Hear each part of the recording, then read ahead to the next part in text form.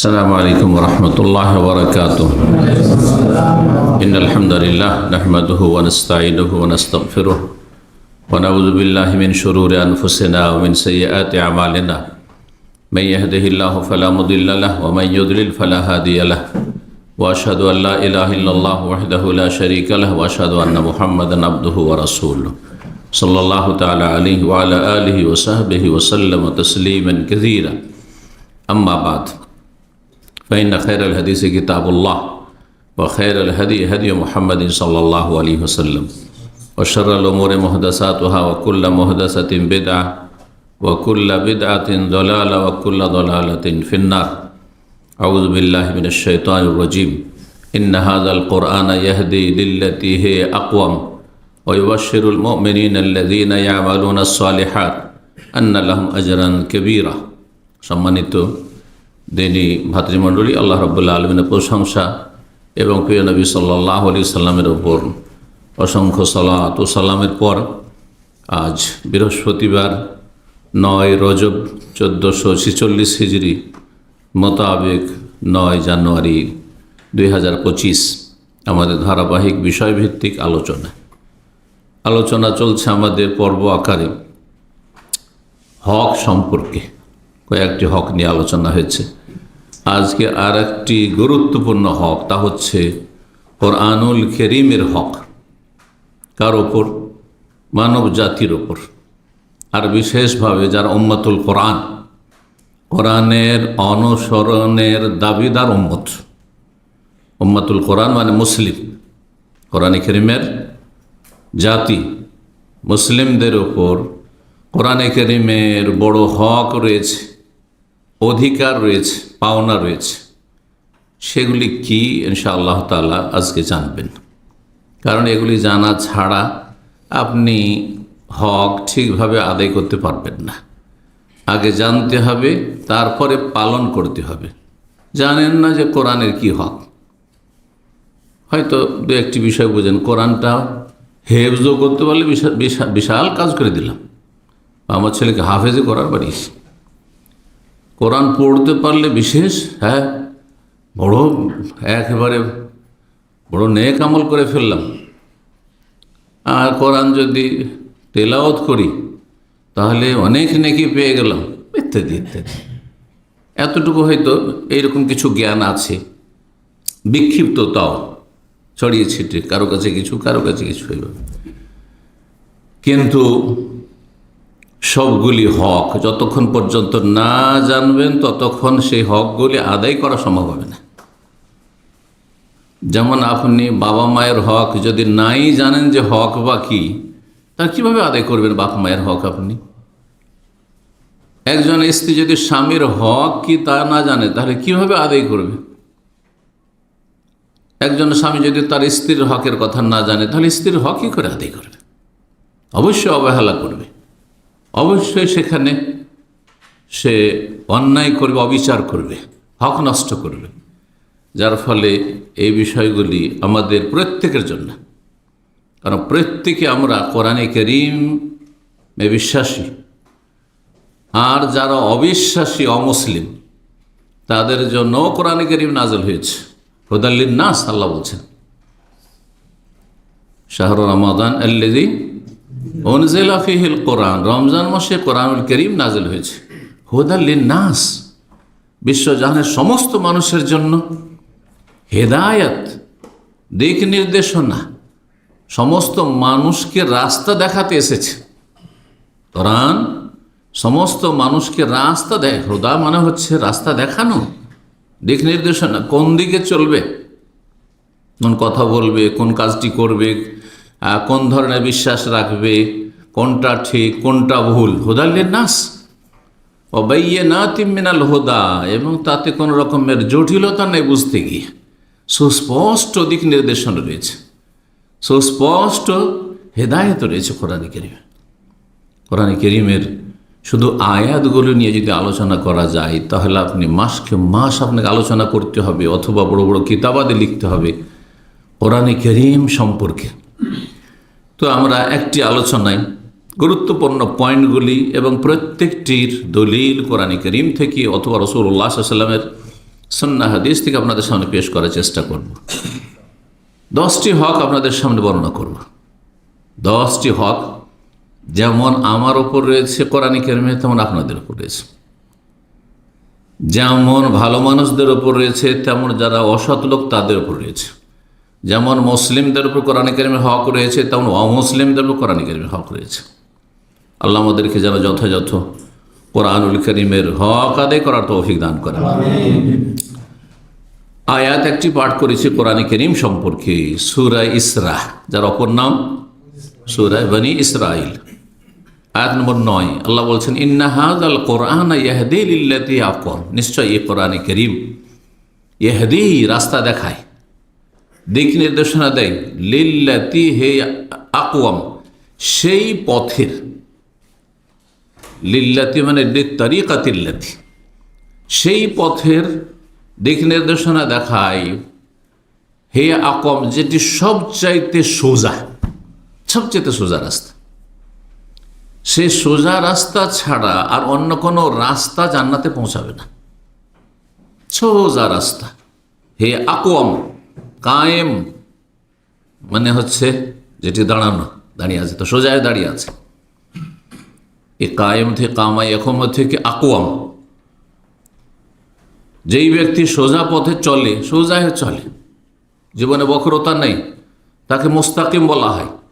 যে রাস্তা সোজা তাকে সিরাতে মুস্তাকিম, ইহদিনাস সিরাতাল মুস্তাকিম। দেখেছেন, এই মুস্তাকিম থেকে, কায়েম থেকে হচ্ছে হে আকওয়াম, ইসম তাফজিল, সবচেয়ে বেশি সোজা রাস্তা, যে রাস্তায় কোনো রকমের ঝুঁকি নেই, রিস্ক নেই,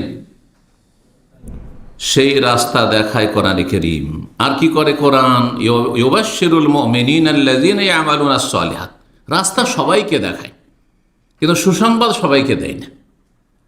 রাস্তা সকল মানুষকে দেখায়, সকল জিনকে দেখায়, কিন্তু ওয়াইবাশশিরুল মুমিনিন, মুমিনদেরকে কোরআন সুসংবাদ দেয়, আশ্বস্ত করে। কিসের? মহাপুরস্কারের জন্য। কারা মুমিনিন? শুধু ইমানের দাবিদার না, জন্মসূত্রে মুমিন। আল্লাযীনা ইয়ামালুনাস সালিহাত, যারা ভালো কাজগুলি করে, ভালো কথাগুলি বলে, খারাপ কথা কাজ থেকে বেঁচে থাকে, যারা নেক জীবন যাপন করার জন্য সচেষ্ট হয়। আল্লাযীনা ইয়ামালুনাস সালিহাত আন্না লাহুম আজরান কাবীরা, তাদের জন্য মহা পুরস্কার রয়েছে। কবির, কবির মানে বড়, বিশাল, বিশাল পুরস্কার রয়েছে। এই সুসংবাদ কোরআনে কারীম দিয়ে থাকে কাদেরকে? মুমিনদেরকে, যারা ইমানদার। আলহামদুলিল্লাহ বলুন। আল্লাহ যে ইমানের তৌফিক দিয়েছেন, ইসলাম গ্রহণের তৌফিক দিয়েছেন, ইসলামকে রক্ষা করে হেফাজতের তৌফিক দান করে জন্মসূত্রে যেটা পেয়েছি। অসংখ্য মানুষ আছে জন্মসূত্রে পরম্পরা ইসলাম পেয়েছে, হয়তো কয়েক শত বছর থেকে তারা বংশ পরম্পরা মুসলিম, কিন্তু ইমানের উপর নেই। তাদের কেউ নাস্তিক, তাদের কেউ সেকুলার, তাদের এগুলো সব কুফরি, তাদের কেউ মানবরচিত বিধানে বিশ্বাসী, তাদের কেউ মাজার পূজারী, পীর পূজারী, শিরককারী, আল্লাহ ছাড়া অন্যের কাছে সাহায্য কামনা করে। আপনাকে আল্লাহ সব শিরক থেকে, কুফরি থেকে, ইমান ভঙ্গকারী বিষয় থেকে আল্লাহ বাঁচিয়ে রেখেছেন। সুসংবাদ আপনাদের জন্য, আল্লাহ যেন শুকরিয়া আদায়ের তৌফিক দান করেন। আন্না লাহুম আজরান কাবীরা, মহাপুরস্কারের সুসংবাদ দিয়ে থাকে কোরআনে কারীম।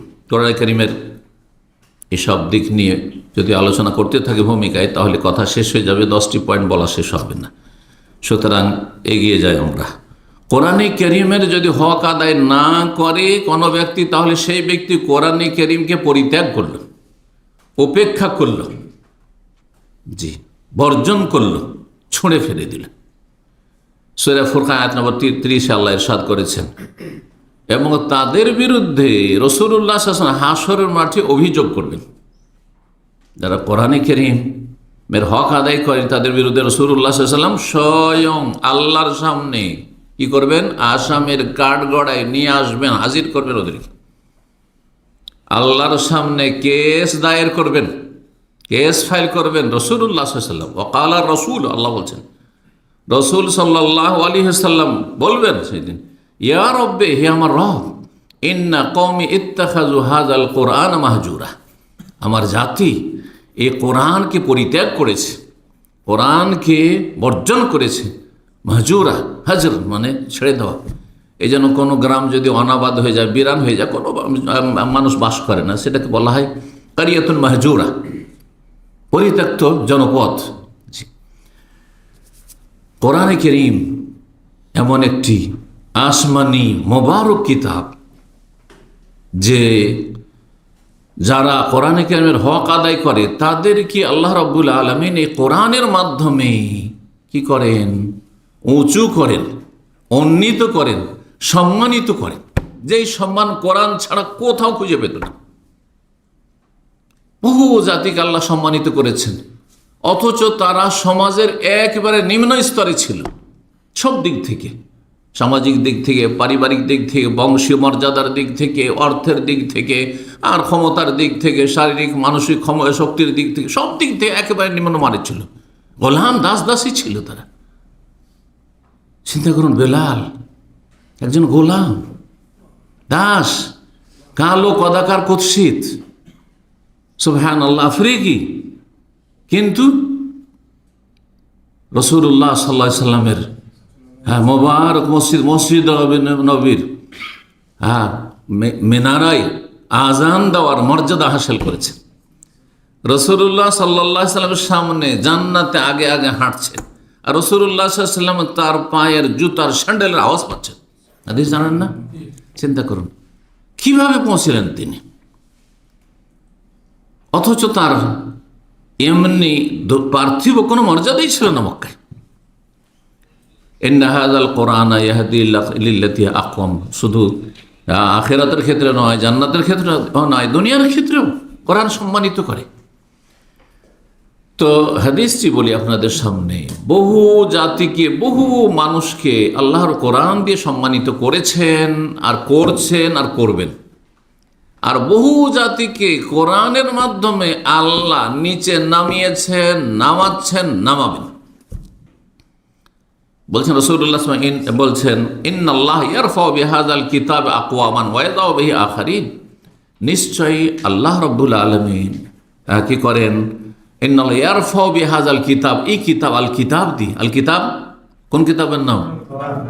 আলিফ লাম যালিকাল কিতাব, আল কিতাব। কোরআনের শুরুতে কোরআনে কারীম কি বলা হয়েছে? আল কিতাব, যেটি সবচাইতে মূল্যবান পুস্তক, গ্রন্থ, তাকে আল কিতাব বলা হয়। মূলত সেটি হচ্ছে আসল পুস্তক, সেটি হচ্ছে আসল গ্রন্থ। আর সমস্ত গ্রন্থ, সমস্ত লেখনী তার মুখাপেক্ষী। ইন্নাল্লাহ ইয়ারফাউ বিহাযাল কিতাব, এই কিতাবের মাধ্যমে আল্লাহ ওপরে উঠান, রাফা ইয়ারফাউ মানে ওপরে উঠান, সম্মানিত করেন, উন্নীত করেন। আকওয়ামান, কওমের বহু বচন, বহু জাতিকে, বহু জাতিকে। আজকে চিন্তা করুন, যারা সারা বিশ্বে ছড়িয়ে ছিটিয়ে মুসলিমরা আছে, সে সংখ্যালঘু হোক আর সংখ্যাগরিষ্ঠ হোক, মালয়েশিয়া, ব্রুনাই, ইন্দোনেশিয়া, তারপরে যেসব এলাকা মুসলিম সংখ্যা, চিন্তা করুন কত দূর কাফের অঞ্চল পার করে সেখানে কোরআনের আলো পৌঁছেছে। আর তারা সৌভাগ্য তাদের হয়েছে, তারা ভাগ্যবান হয়েছে, খুশনসিব হয়েছে। চিন্তা করুন তো দেখি, মাঝখানে বহু জাতি কাফের পত্তলিক থেকে গেছে, ইহুদি নাসারা থেকে গেছে, পথভ্রষ্ট থেকে গেছে। যারা দুনিয়ার ম্যাপ সম্পর্কে ভৌগোলিক জ্ঞান রাখেন তারা ভালো করে বুঝছেন, জি, কোরআন দিয়ে বহু জাতিকে আল্লাহ উপরে উঠিয়েছেন, দুনিয়া এবং আখিরাতে। ওয়াযাউ বিহি আখারিন, আর বহু জাতিকে আল্লাহ রাব্বুল কোরআনের মাধ্যমে কি করেন? লাঞ্ছিত করেন, অপদস্থ করেন, নিচে নামিয়ে দেন, মাটিতে মিশিয়ে দেন। কোরআনে কারীম নাযিল হয়েছে, যারা ঈমান নিয়ে এসে তারা আবু বকর হয়েছে, উমর হয়েছে, উসমান হয়েছে, আলী হয়েছে, আশরে মুবাশশারা হয়েছে। তারা জান্নাতের সার্টিফিকেট দুনিয়াতে, জীবন্ত জান্নাতি তারা। আর বহু জাতিকে আল্লাহ এত নিচে নামিয়েছেন, অথচ মক্কায় তারাই ছিল প্রভাবশালী, তারাই ছিল নেতৃস্থানীয় ব্যক্তি। আবু জাহাল, আবু লাহাব, ওতবা, শাইবা, রবিয়া, আর এরকম বহু। জি, আখারিন, যুগে যুগে এইরকমই। তো কোরআন কারীম যারা ধারণ করবে, হক আদায় করবে, তাদের জন্য সুসংবাদ রয়েছে যে তারা সম্মানিত, দুনিয়া তো সম্মানিত। চিন্তা করুন সাধারণভাবে যে একটা গরিবের ছেলে যখন কোরআন কারীমের বড় জ্ঞানী হয়, এলম হাসিল করে সব দিক থেকে, আর তারপরে সেই ব্যক্তি নিজে আমল করে অন্যকে পৌঁছায়, তখন তাকে সমাজে কেউ চিনত না, তার গোটা বংশকে কেউ তার গ্রামে মূল্যায়ন করতো না, আর সারা বিশ্বে তাকে চিনত। এটা তো দুনিয়া, তুচ্ছ দুনিয়া। আখিরাতে যে মহাপুরস্কার আছে, আন্নালাহুম আজরান কাবীরা, সুবহানাল্লাহ। তো কোরআন দিয়ে আল্লাহ বহু জাতিকে সম্মানিত করেন। এই জন্য দেখা যাচ্ছে যে অধিকাংশ আইম্মাই কেরাম যেগুলো দেখবেন আপনি, অধিকাংশ এরা কিন্তু মক্কা মদিনার না।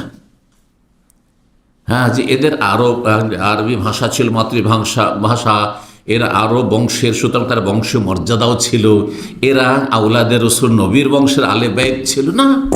ইমাম বুখারী, হ্যাঁ, তারপরে ইমাম মুসলিম, আবু দাউদ, হ্যাঁ, নাসাই, তিরমিজি, ইবনে মাজাহ, অধিকাংশ আইম্মায়ে কেরাম।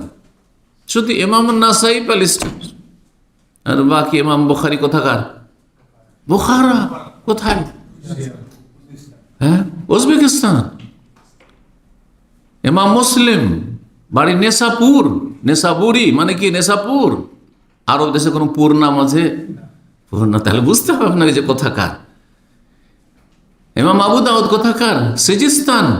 সিজিস্তান, পাকিস্তান, হিন্দুস্তান, আফগানিস্তান, আরব দেশে কোথাও নাম আছে এরকম? তাহলে সিজিস্তান, বুঝতে হবে এগুলো জিনিস। তো সুবহানাল্লাহ, কিভাবে আল্লাহ সম্মানিত করেন। এক এক করে বললে তো এতেই লম্বা হয়ে যাচ্ছে। ইমাম ইবনে মাজার কথা বলি, তাকে বলে কাজউইনি। কাজবিন কোথায়? ক্যাসপিন থেকে, ইংরেজিতে ক্যাসপিন সাগর বুঝেন? হ্যাঁ, যারা ভূগোলের জ্ঞান রাখে, সাগর মহাসাগরের জ্ঞান রাখে, তারা বলছে ক্যাসপিন। জি, ইউরোপে চিন্তা করেন আপনি, ইউরোপের বর্ডারে কাজউইনি। এইভাবে দেখেন বহু আইম্মাকে, ইমাম আবু হানিফা রাহিমাহুমুল্লাহ জামিয়ান, আল্লাহ সবার রহম করুন। তার ভাষা মাতৃভাষা কি?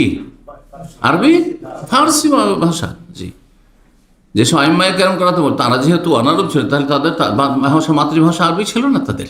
পরে তারা আরবি শিখে আরবি হয়েছেন আমাদের মতো। জি, তো আল্লাহ এভাবে সম্মানিত করেন। যাই হোক, কথা না বাড়িয়ে এখন আসি কোরআনের হকগুলি। কয়টি হক বলবো? 10টি। 1 নম্বর হক কি হইতে পারে চিন্তা করুন তো। প্রথম হক দেখি আপনাদের মতামত। 1 নম্বর হচ্ছে ঈমান। 1 নম্বর হচ্ছে ঈমান, বিশ্বাস করা। বিশ্বাস করে, বিশ্বাস হকি দিয়ে, অন্তর দিয়ে বিশ্বাস করে মেনে নেওয়া। শুধু বিশ্বাস করা না। বহু অমুসলিম আছে, হিন্দু আছে, খ্রিস্টান আছে, কোরআনের সত্যতা বিশ্বাস করে, মুসলমান হয়ে যান, বলছে পারছি না, তাহলে এটা ঈমান হইল না। বিশ্বাস করে সেটা কি করা? মেনে নেওয়া। এটার নাম হচ্ছে ঈমান। তো এটি সবচেয়ে বড় হক। আর এই হক ছাড়া বাকি হক যদি সবগুলি থাকে 9টি, শুধু এই হকটি নেই, কোনো কাজে আসবে না, এত গুরুত্বপূর্ণ হক। ঠিক ওই রকমই যেমন ইসলামের কয়টি খুঁটি? 5টি খুঁটি। 4টি আছে, কিন্তু লা ইলাহা ইল্লাল্লাহ নেই, লা ইলাহা ইল্লাল্লাহ মুহাম্মাদুর রাসূলুল্লাহ নাই। 5 ওয়াক্ত নামাজও পড়ে, রোজাও রাখে, হজও করে, যাকাতও দেয়, সবই আছে। মুসলিম বলবেন তাকে? না, আল্লাহ ছাড়া কোনো সত্য মাবুদ নেই, এটা স্বীকার করে নিতে হবে, শাহাদাত দিতে হবে। মুহাম্মদ সাল্লাল্লাহু আলাইহি ওয়াসাল্লাম আল্লাহর রাসূল, তার মাধ্যমে দিন জানতে হবে, এটা মেনে নিতে হবে। ওই রকমই তার প্রতি ঈমান নিয়ে আসতে হবে। কিসের প্রতি? কোরআন কারীমের প্রতি ঈমান নিয়ে আসতে হবে। এই মর্মে অনেক আয়াত রয়েছে কোরআন কারীমে। দু একটি আয়াত শোনাই। আল্লাহ বলছেন সূরা বাকারা আয়াত নম্বর 91, ওয়াইদা কিলা লাহুম আমিনু বিমা আনজালাল্লাহ, যখন কাফেরদেরকে বলা হইতো যে যা আল্লাহ নাজিল করেছেন তার প্রতি ঈমান নিয়ে আসো। কি আল্লাহ নাজিল করেছেন?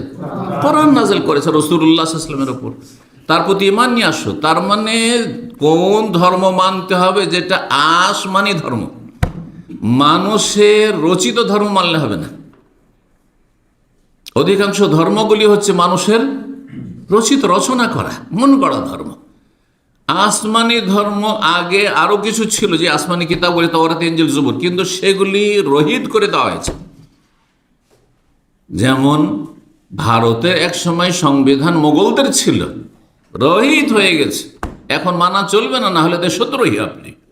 ইংরেজদের আমলে ইংরেজদের আইন কানুন ছিল, রহিত হয়ে গেছে, চলবে না, এটা হচ্ছে ওল্ড এডিশন, চলবে না, এটা পুরাতন এগুলো সংবিধান, ঠিক কিনা? আচ্ছা, যদি 47-এর পরে যখন পূর্ব পাকিস্তান ছিল বাংলাদেশ, সেই পাকিস্তানি সংবিধান যদি বাংলাদেশের জমিনে মানেন, তো আপনি দেশদ্রোহী না? ঠিক তেমনি আপনি যদি মনে করেন যে আমি ঈসা আলাইহিস সালামের নিয়ে আসা ধর্ম ইনজিল মানব, তো আপনি আল্লাহ দ্রোহী না? আল্লাহ দ্রোহী, আল্লাহর দুশমন আপনি। দেশদ্রোহী মানে দেশের দুশমন, আর আপনি আল্লাহর দুশমন, আল্লাহর দ্বীনের দুশমন। কারণ আল্লাহ শেষ নতুন বিধান যেটি পাঠিয়েছেন সমস্ত বিশ্বের মানবতার জন্য, সেটা হচ্ছে আল কোরআনুল কারীম। জি, এভাবে বুঝলে আরো সহজ হবে, অমুসলিমদের জন্য সহজ হবে। আর আমাদের মুসলিম সমাজে যারা দুনিয়ার শিক্ষায় শিক্ষিত, ওরা মনে করে সবগুলি ঠিক। এটা কুফরি কথা, কারণ সবগুলি ঠিক নয়। কোনো মানুষ যদি বলে যে বাংলাদেশের জন্য সবগুলি সংবিধান ঠিক, 71-এর পর সংবিধানও ঠিক, আর পাকিস্তানি সংবিধান ওইটাও ঠিক, তার আগে ইংরেজদের ছিল ওইটাও ঠিক, আর তারপরে মুঘল আমলে যে ইসলামী শাসন ছিল ওইটাও ঠিক, চলবে? মোটেই চলবে না। জি, তাহলে আপনি দুনিয়া ভালো করে বুঝছেন, কিন্তু আপনি দিন ভালো করে, জান্নাতের রাস্তা ভালো করে বুঝছেন না। আপনি দেশে নিরাপদ থাকতে হবে, আসামের কাঠগড়ায় দাঁড়াইলে হবে না, এইটা ভালো করে বুঝছেন, কিন্তু হাসরের মাঠে আসামের কাঠগড়ায় যাবেন, আর বুঝবেন না বিষয়টি। আগে এটা বুঝতে হবে আপনার। আল্লাহ বলছেন, যখন তাদেরকে বলা হয়তো আমেনু বিমা আনজালাল্লাহ, আল্লাহ যা নাযিল করেছেন তার প্রতি ঈমান নিয়ে আসো, কালু, তারা বলতো নুমিনু বিমা উনজিলা আলাইনা, বিশেষ করে ইহুদিরা, আমাদের জন্য নাযিল করা তাওরাত ওইটা মানবো। ওয়া ইয়াকফুরুনা বিমা ওয়ারাহু, তারপরে যে নাযিল হয়েছে সেগুলি তারা অস্বীকার করত। সুতরাং ইহুদিরা ইনজিলও মানত না, ওটা আমাদের না, মানব না। আর কোরআনে কারীমও মানেনি তারা, ইয়াকফুরুনা বিমা ওয়ারাহু। অথচ আল্লাহ বলছে ওয়াহুয়াল হাক্কু, কোরআনে কারীম হচ্ছে সত্য, হক। মুসাদ্দিকাল লিমা মাহু, তাদের সাথে যে আসমানি কিতাব তাওরাত রয়েছে, যেটা রহিত করা হয়েছে, তার সত্যায়নকারী, অর্থাৎ তাতে যে বিষয়গুলি আল্লাহ রাখতে চেয়েছেন সেগুলির রাখা হয়েছে কোরআনে কারীমে। কোরআনে কারীমে বহু বিধান আছে যেটা মুসা আলাইহিস সালামের ধর্মে ছিল, আর বহু বিধানকে কি করা হয়েছে? রহিত করে দিয়ে নতুন বিধান নিয়ে আসা হয়েছে। সূরা বাকারার প্রথম দিকে আয়াত নম্বর 4 আল্লাহ বলছেন, ওয়াল্লাযিনা ইউমিনুনা বিমা উনজিলা ইলাইক, যারা হে নবী তোমার প্রতি যা নাজিল করা হয় তার প্রতি ঈমান নিয়ে আসে। তো শেষ নবীর প্রতি কি নাজিল হয়েছে? কোরআন, তার প্রতি ঈমান নিয়ে আসে। ওয়া মা উনজিলা মিন ক্বাবলি, তোমার পূর্বে যেগুলো নাজিল ওগুলোকে বিশ্বাস করে সংক্ষেপে, কারণ ওগুলো সংক্ষেপে, কারণ সবগুলি সংবিধান তো একসাথে মানা যায় না। কিন্তু আপনি বিশ্বাস করেন যে এক সময় আমাদের সংবিধান ওইটা ছিল, এবার বিশ্বাস করেন না? 71 আগে 47 থেকে 71 ছিল, পাকিস্তানি সংবিধান ছিল, তার আগে ইংরেজদের সংবিধান ছিল, ইত্যাদি, 200 বছর প্রায়, ইত্যাদি ইত্যাদি। ওই রকম কোরআনে কারীমের প্রতি বিস্তারিত বিশ্বাস, প্রতিটি বিধিবিধান বিশ্বাস করে তা পালন করা। আর আগের আসমানি গ্রন্থগুলি আল্লাহর পক্ষ থেকে ছিল, সেগুলো মানবরচিত নয়, কিন্তু সেগুলি বিকৃত হয়েছে আর রহিত করা হয়েছে। এটা হচ্ছে বিশ্বাস। আর সেগুলি নবীদের উপর নাযিল হয়েছিল, এগুলো বিশ্বাস করা সংক্ষেপে। অবিল আখিরাত হুম ইউকিনুন, আর পরকালে তারা বিশ্বাস করে। সূরা মুহাম্মাদের 2য় আয়াত আল্লাহ তাতে কি বলেছেন? ওয়াল্লাযিনা আমানু ওয়া আমিলুস সালিহাত, যারা ঈমান নিয়ে এসেছে এবং সৎকর্মশীল হয়েছে। ওয়া আমানু বিমা নুযিলা আলা মুহাম্মাদিন, আরো স্পষ্ট, ওয়া আমানু বিমা নুযিলা আলা মুহাম্মাদিন, এবং তারা ঈমান নিয়ে এসেছে ওই বিধানের ওপর, ওই আসমানি কিতাবে যা নাযিল করা হয়েছে কার ওপর? মুহাম্মদ সাল্লাল্লাহু আলাইহি সাল্লামের উপর। জি, কোরআনে কারীম। জি, আল্লাহ কি দেবেন তাদেরকে। আর তারপরে কোরআন কারীম সম্পর্কে আল্লাহ কি বলছেন, যা নবীর প্রতি নাযিল করা হয়েছে, ওয়াহুয়াল হাক্কু মির রাব্বিহিম, সেটি হচ্ছে তাদের রবের পক্ষ থেকে, মানব জাতির মালিকের পক্ষ থেকে, রবের পক্ষ থেকে চিরসত্য এই কোরআন। কাফফারা আনহুম সাইয়্যাতিহিম, যারা কোরআনের প্রতি ঈমান নিয়ে আসবে, হ্যাঁ মুহাম্মদ সাল্লাল্লাহু আলাইহি ওয়াসাল্লামের প্রতি যারা তার প্রতি ঈমান নিয়ে আসবে, তাদের গুনাহগুলি আমি মোচন করে দেব। ওয়া আসলাহা বালাহুম, এবং তাদের অবস্থা আল্লাহ সুন্দর করে দেবেন। অবস্থা সুন্দর করা, সার্বিক অবস্থা, পার্থিব অবস্থা আর পারলৌকিক অবস্থা। দুনিয়াতেও আল্লাহর গজব থেকে বেঁচে থাকবে, আল্লাহর সন্তুষ্টি হাসিল করবে, আল্লাহর জমিনে চলছে, আল্লাহ রাজি আছেন, আল্লাহর গজব নামে না তাদের উপর। আল্লাহ রাব্বুল আলামিনের রহমত রয়েছে তাদের জন্য, আর আখিরাতে তাদের জন্য রহমত, অনুগ্রহ, জান্নাত রয়েছে। কাফফারা আনহুম সাইয়্যাতিহিম ওয়া আসলাহা বালাহুম। 2 নম্বর হক কি হতে পারে? 2 নম্বর হক, জি, কোরআনে কারীমের জ্ঞান অর্জন করা। কি করা? জ্ঞান অর্জন করা। কারণ জ্ঞান অর্জন না হইলে বিশ্বাস, যদি বিশ্বাস করবেন কি, তার জ্ঞান অর্জন করতে হবে। খুব গুরুত্বপূর্ণ হক, কিন্তু আপনি জানছেন না তো কি বিশ্বাস করবেন? যে কোনো বিষয়ে বিশ্বাস করতে হয় আর কর্ম করতে হয়, কি করতে হবে? আগে জানতে হবে, জানতে হবে। এই জন্য এলেমের গুরুত্ব একদিক থেকে আপনার আমলের আগে, আর ইমানটা আমল, জানেনই না আল্লাহ পরকাল কি, হ্যাঁ ইমান কি, ইসলাম কি, হ্যাঁ কোনটা বিশ্বাস করব, কোনটা বিশ্বাস করব না। আরে বিশ্বাস তো 2 রকমই আছে। কেন? আমাদের এক শ্রেণীর ভারত, বাংলাদেশ, পাকিস্তান মুসলিমদের বিশ্বাস নয় যে আল্লাহর নাম তো বিনা ওযুতে নিলে অসুবিধা নেই, রসুলের নাম নিলে অসুবিধা নাই, কিন্তু বড় পীর আব্দুল কাদের যে নাম বিনা ওযুতে যদি নেন তাহলে কি হবে? কসম পড়বে। আবার কয়টা? 2.5টা। এটাও তো বিশ্বাস, কিন্তু কি বিশ্বাস? কুফরি বিশ্বাস। এই বিশ্বাস দুনিয়া আখিরাত সব বরবাদ করে দেবে। এইটিও হিন্দুদের বিশ্বাস। দোষ দিচ্ছেন আপনি হ্যাঁ মুসলিমদের, হ্যাঁ ইহুদি খ্রিস্টানদের বিশ্বাস। তারা কথিত মুসলিম, কিন্তু মুসলিম হইতে পারেনি, মুসলিম হইতে পারেনি তারা। মুসলিম হইতে হবে তাদের কাছে। জি, এই জন্য বিশ্বাস হইতে হবে সঠিক জ্ঞান অনুযায়ী। জ্ঞানটাও যদি ভুল থাকে, জ্ঞান আছে কিন্তু ভুল জ্ঞান আছে, তাহলে ওখানেও সমস্যা। তো জ্ঞানটা কি হইতে হবে? ইলমান নাফি, উপকারী জ্ঞান, যেটা আপনার উপকারে আসে, কাজে আসে। শিখতে হবে, যখন শিখতে হবে তাহলে কিছু লোককে শিখাইতে হবে। তাহলে কোরআনের একটি হক হচ্ছে পঠন পাঠন, শিক্ষা নেওয়া আর শিক্ষা দেওয়া। যারা জানছেন শিখাবেন, যারা জানছেন না শিখবেন, এটা হচ্ছে কোরআনের দ্বিতীয় হক। আল্লাহ রাব্বুল আলামিন কোরআনে কারীমে এর এই সম্পর্কে বলছে, ইন্নাল্লাযীনা ইয়াতলুনা কিতাবাল্লাহ, সূরা ফাতিরের আয়াত নম্বর 29 আল্লাহ ইরশাদ করছেন, যারা আল্লাহর কিতাব পাঠ করে। তেলাওয়াত মানে পাঠ করে। তেলাওয়াতের 2টো অর্থ হয়, আমলের ক্ষেত্রে তখন আরেকটি অর্থ আমাদের আসবে। তেলাওয়াতের একটি অর্থ হচ্ছে শাব্দিক তেলাওয়াত, সেটাই সেই অর্থে কিন্তু আমরা বুঝি। আমরা অনারবরা হ্যাঁ বাংলা উর্দু ভাষায় কোরআনের তেলাওয়াত মানে কি বুঝি? আবৃত্তি করা, রিডিং করা, পাঠ করা বুঝি, ইয়াতলুনা কিতাবাল্লাহ। কিন্তু আরবি ভাষায় তেলাওয়া মানে অনুসরণ করা শাব্দিক। একটা হচ্ছে পড়ার অনুসরণ, আর একটা হচ্ছে আমলের অনুসরণ। তখন আর একটি অর্থ হবে, বাস্তবায়ন করার অর্থ হবে।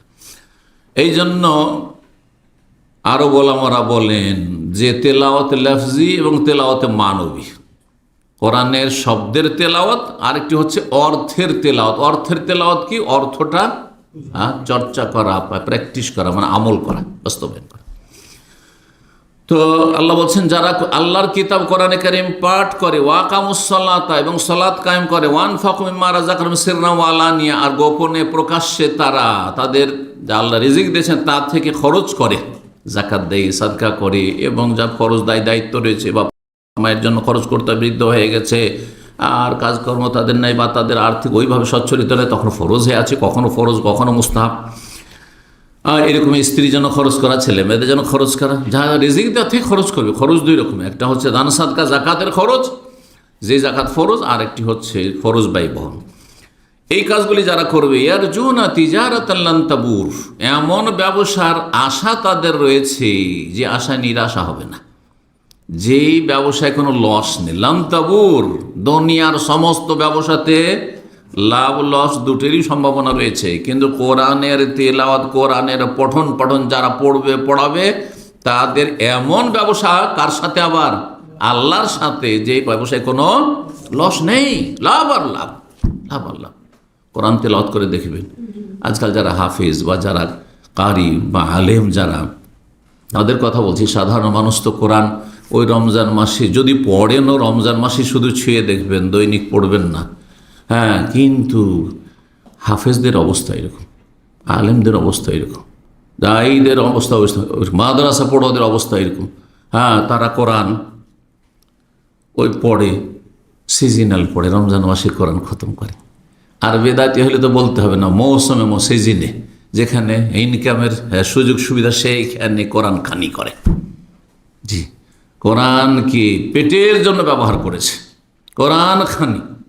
যদি কেউ তেলাওয়াত করে, হ্যাঁ, যে আমি তেলাওয়াত করলে, একবারে তেলাওয়াত করলাম, আপনারা দেন আমাকে 50 রিয়াল দেন, কি বলেন এটা সম্পর্কে? হ্যাঁ, কত তুচ্ছ কাজ, তাই না? সে নেকির জন্য তেলাওয়াত করেনি। তাহলে বাড়ি বাড়ি যে এই যে কোরআন খানি করে বাড়াচ্ছেন আর বক্সায় বাড়াচ্ছেন, এটা কি সেটা নয়? সেটাই তো সেটা। জি, সুতরাং বড় কাবিরা গুনাহ কোরআন খানি আর ইসালে সব। জি, আল্লাহ বুঝার তৌফিক দান করেন। যারা পড়াচ্ছে, পয়সা খরচ করে, তারাও নেকি পাবেন, তাদের মৃত নেকি পাবেন না, আর যারা পড়ছে তারাও নেকি পাবে না, বরং জাহান্নাম পাবে, যে তুমি পেটের গরজে তেলাওয়াত করেছো, কোরআন খানি করেছো। তো সহিহ বুখারীর হাদিস আপনাদেরকে শোনায়, রাসূলুল্লাহ সাল্লাল্লাহু আলাইহি ওয়াসাল্লাম বলেছেন, এবং এই হাদিসটি সাহাবায়ে কেরামের মধ্যে সবচেয়ে বেশি কোরআন তেলাওয়াতে যিনি খ্যাতি লাভ করেছিলেন তিনি বর্ণনা করেছেন। কে হইতে পারে বলুন তো দেখি? না, ওসমান রাদিয়াল্লাহু তাআলা। ওসমান রাদিয়াল্লাহু তাআলা খলিফা, তারপর যেটুকু সময় পেতেন আপনার এই থেকে, এই খেলাফতের দায়িত্ব পালন করে সবসময় কোরআন তেলাওয়াত করতে থাকতেন, কোরআন তেলাওয়াত করতে থাকতেন। খাইরুকুম মান তাআল্লামাল কোরআন, আর তোমাদের মধ্যে সবচেয়ে ভালো মানুষ, খাইরুকুম, সবচেয়ে ভালো মানুষ। চিন্তা করেন, কিছু দিক থেকে ভালো হইতে পারেন আপনি আর আমি, কিন্তু সবচেয়ে ভালো মানুষ হওয়া যেমন তার কথা নয়। খাইরুকুম, তোমাদের সবচেয়ে উৎকৃষ্ট, সবচেয়ে ভালো মানুষ হচ্ছে কে? মান তাআল্লামাল কোরআনা, যে কোরআন শিখে, কোরআনের ছাত্র, ও আল্লামাহু, কোরআন শেখায়, কোরআনের তালিম দেয়, কোরআনের ওস্তাদ অথবা কোরআনের ছাত্র। জি, কোরআনের শিক্ষা, যদিও কোরআনের শিক্ষা শুধু শাব্দিক শিক্ষা নয়, এটা হচ্ছে প্রাথমিক স্তর, এটা জানেন। কোরআনের শিক্ষা যখন বলছেন হালাকায়ে কোরআন, তখন মনে করেন যে কোরআন শিখা শুধু শিখলে হয়ে গেল, এটা প্রাথমিক স্তর, হক আদায় করলেন আপনি। এর জন্য আরও আপনাকে আগে বাড়তে হবে, তাহলে কোরআনের হক আদায় হবে। যেগুলো ইনশাল্লাহ, যেহেতু 10টি পয়েন্ট বলতে চেয়েছি, সেখানে সে পয়েন্টটি ইনশাল্লাহ আলাদা করে বর্ণনা করব। আল্লাহ রাব্বুল কোরআন তেলাওয়াতের আরও বেশ কিছু আয়াতে প্রশংসা করে। সূরা বাকারা 121 নম্বর আয়াতে রয়েছে, আল্লাযিনা আতাইনাহুম ইয়াতলুনা হাক্কা তিলাওয়াতিহি, যাদেরকে আমি কিতাব দিয়েছি, সত্যি যদি কিতাবের সাথে মহব্বত থাকে এবং কিতাবের যদি হক আদায়কারী হয়, তাহলে তারা যথাযথ তেলাওয়াত করে, যথাযথ পাঠ করে, পড়ার মতো পড়ে, হাক্কা তেলাওয়াতি, হক আদায় করে পাঠ করে। আল্লাহ বলছেন। আল্লাহ রাব্বুল আরো বলেছে সূরা আল ইমরান আয়াত নম্বর 113তে, ইয়াতলুনা আয়াতিল্লাহ, কিছু নেক মানুষ আছে যারা আল্লাহর আয়াতগুলি তেলাওয়াত করে আনা আল-লাইলি, রাতের অন্ধকারে, তাহাজ্জুদে বিশেষভাবে। কারণ রাতে মানুষ ফুরসতে থাকে, দিনে হয়তো কর্মব্যস্ততা আছে, কিন্তু রাতে মূল আসলে। আর রাতে যদি তেলাওয়াত করেন আর নির্জনে তেলাওয়াত করেন, তাহলে যেই আপনি খুশুর সাথে, একগ্রতার সাথে আর অন্তরের নম্রতার সাথে আপনি তেলাওয়াত করবেন, দুনিয়ার ব্যস্ততার মাঝে হবে না, হট্টগোলের মাঝে হবে না। বাচ্চারা হইচই করছে আর বিভিন্ন দিক থেকে ডাক হাঁক আসছে আর গাল গল্প চলছে, আর ওর মাঝে আপনি দিনের বেলা তেলাওয়াতে বসেছেন, না, ওতে আপনার ওই খুশু হবে না। সূরা মুজাম্মিল, এই জন্য আল্লাহ রাতের তেলাওয়াতের বেশি প্রশংসা করে। ইন্না নাশিয়াতাল লাইলি, মানে কিরাতাল লাইল, রাতের কিরাত, হে আশাদ্দ ওয়াতআ ওয়া আকওয়ামু কিলা, আল্লাহ বলেছে। আল্লাহ যেন তৌফিক দান করেন। কোরআনের তেলাওয়াতের ফজিলত সম্পর্কে শোনেন। মা আয়েশা রাদিয়াল্লাহু তাআলা আনহা বর্ণনা করেছেন সহিহ বুখারী মুসলিম হাদিস, আল্লাযী ইয়াকরাউল কোরআন, যারা কোরআন পাঠ করে তারা দুই রকম। এক হচ্ছে কোরআন পাঠ করা তাদের জন্য খুব সহজ, পানি পান করার মতো। কষ্ট হয় পানি পান করতে, হ্যাঁ, যেমন শক্ত কোনো খাবার খেতে কষ্ট হয়, চিবাইতে হয়, তাই না? ওইরকম কোনো কষ্ট হয়? কত সহজ পানি পান করা, জুস পান করা। আল্লাযী ইয়াকরাউল কোরআন, যারা কোরআন পাঠ করে, ওয়া হুয়া মাহিরুন বিহি, আর কোরআনে বড়ই পণ্ডিত, পারদর্শী। কোরআন তেলাওয়াত পণ্ডিত, এত সহজ তাদের জন্য, এবং কোরআনে কেন অর্থ বোঝাও তাদের জন্য সহজ। পড়ার সাথে সাথে অর্থ বুঝছে, মাহির মানে একেবারে পারদর্শী। যদি কোরআনে পারদর্শী হয় তাহলে মা সাফারাতিল কেরামিল বারারা, তাদের ফজিলত হচ্ছে যে এই রকম যারা কোরআন তেলাওয়াতকারী তাদের অবস্থান হবে, আল্লাহ জায়গা দেবেন এমন ফেরেশতাদের সাথে, সাফারা এমন দূত ফেরেশতাদের সাথে যারা বড় সম্মানিত, কেরাম, করিমের বহু বচন, আল বারারা, যা বড় বড় নেক যারা। কারণ মানুষ যতই নেক হোক না কেন কিছু ভুল থাকতে পারে, কিন্তু ফেরেশতার কোনো ভুল ভ্রান্তির নেই, মানে ভুল করার ক্ষমতাই তাদেরকে আল্লাহ দেননি, গোনা করার পাপ করার কোনো ক্ষমতাই দেননি। ওই ক্ষমতাটি আল্লাহ নিয়ে নিয়েছেন তাদের কাছ থেকে, দেওয়া হয়নি প্রাকৃতিকভাবে। আর এক শ্রেণীর মানুষ আছে পড়ছে বড়ই কষ্ট করে, জিম আর জায় পার্থক্য করা খুবই কষ্ট হয়ে যাচ্ছে, জাল উচ্চারণ বড়ই কষ্ট হয়ে যাচ্ছে, দদ তো আরো মুশকিল, হয় দিচ্ছে দদ বানিয়ে, হ্যাঁ, আর না হলে একবারে জদ বানিয়ে দিচ্ছে, বড়ই কষ্ট হচ্ছে।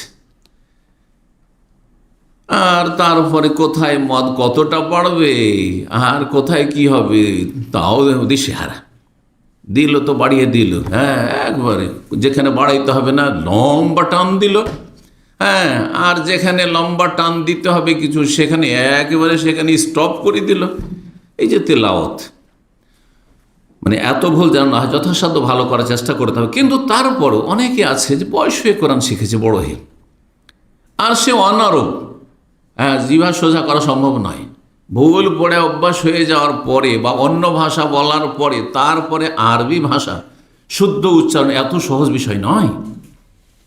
তাই বলছেন আল্লাযী ইয়াকরাউল কোরআন, যারা কোরআন পাঠ করে, এতা তা তাফি, কিন্তু পড়ে বড় কষ্ট করে, এতা তা তাফি মানে তোতলামি চলে আসে, শুদ্ধ উচ্চারণ হয় না, চেষ্টা করে। ওয়া হুয়া আলাইহি শাক্কুন, যখন চেষ্টা করে বড় কষ্ট হয় তাকে। এই নয় যে বাংলা ভাষা পড়ার মতো, মাতৃভাষা পড়ার মতো, শাক্কুন বড় কষ্ট হয় তাকে পড়তে, তারপরও ছাড়ে না, না ছোড় বান্দা কোরআন পড়তে থাকে। লাহু আজরান, তাকে আল্লাহ ডবল নেকি দেবেন।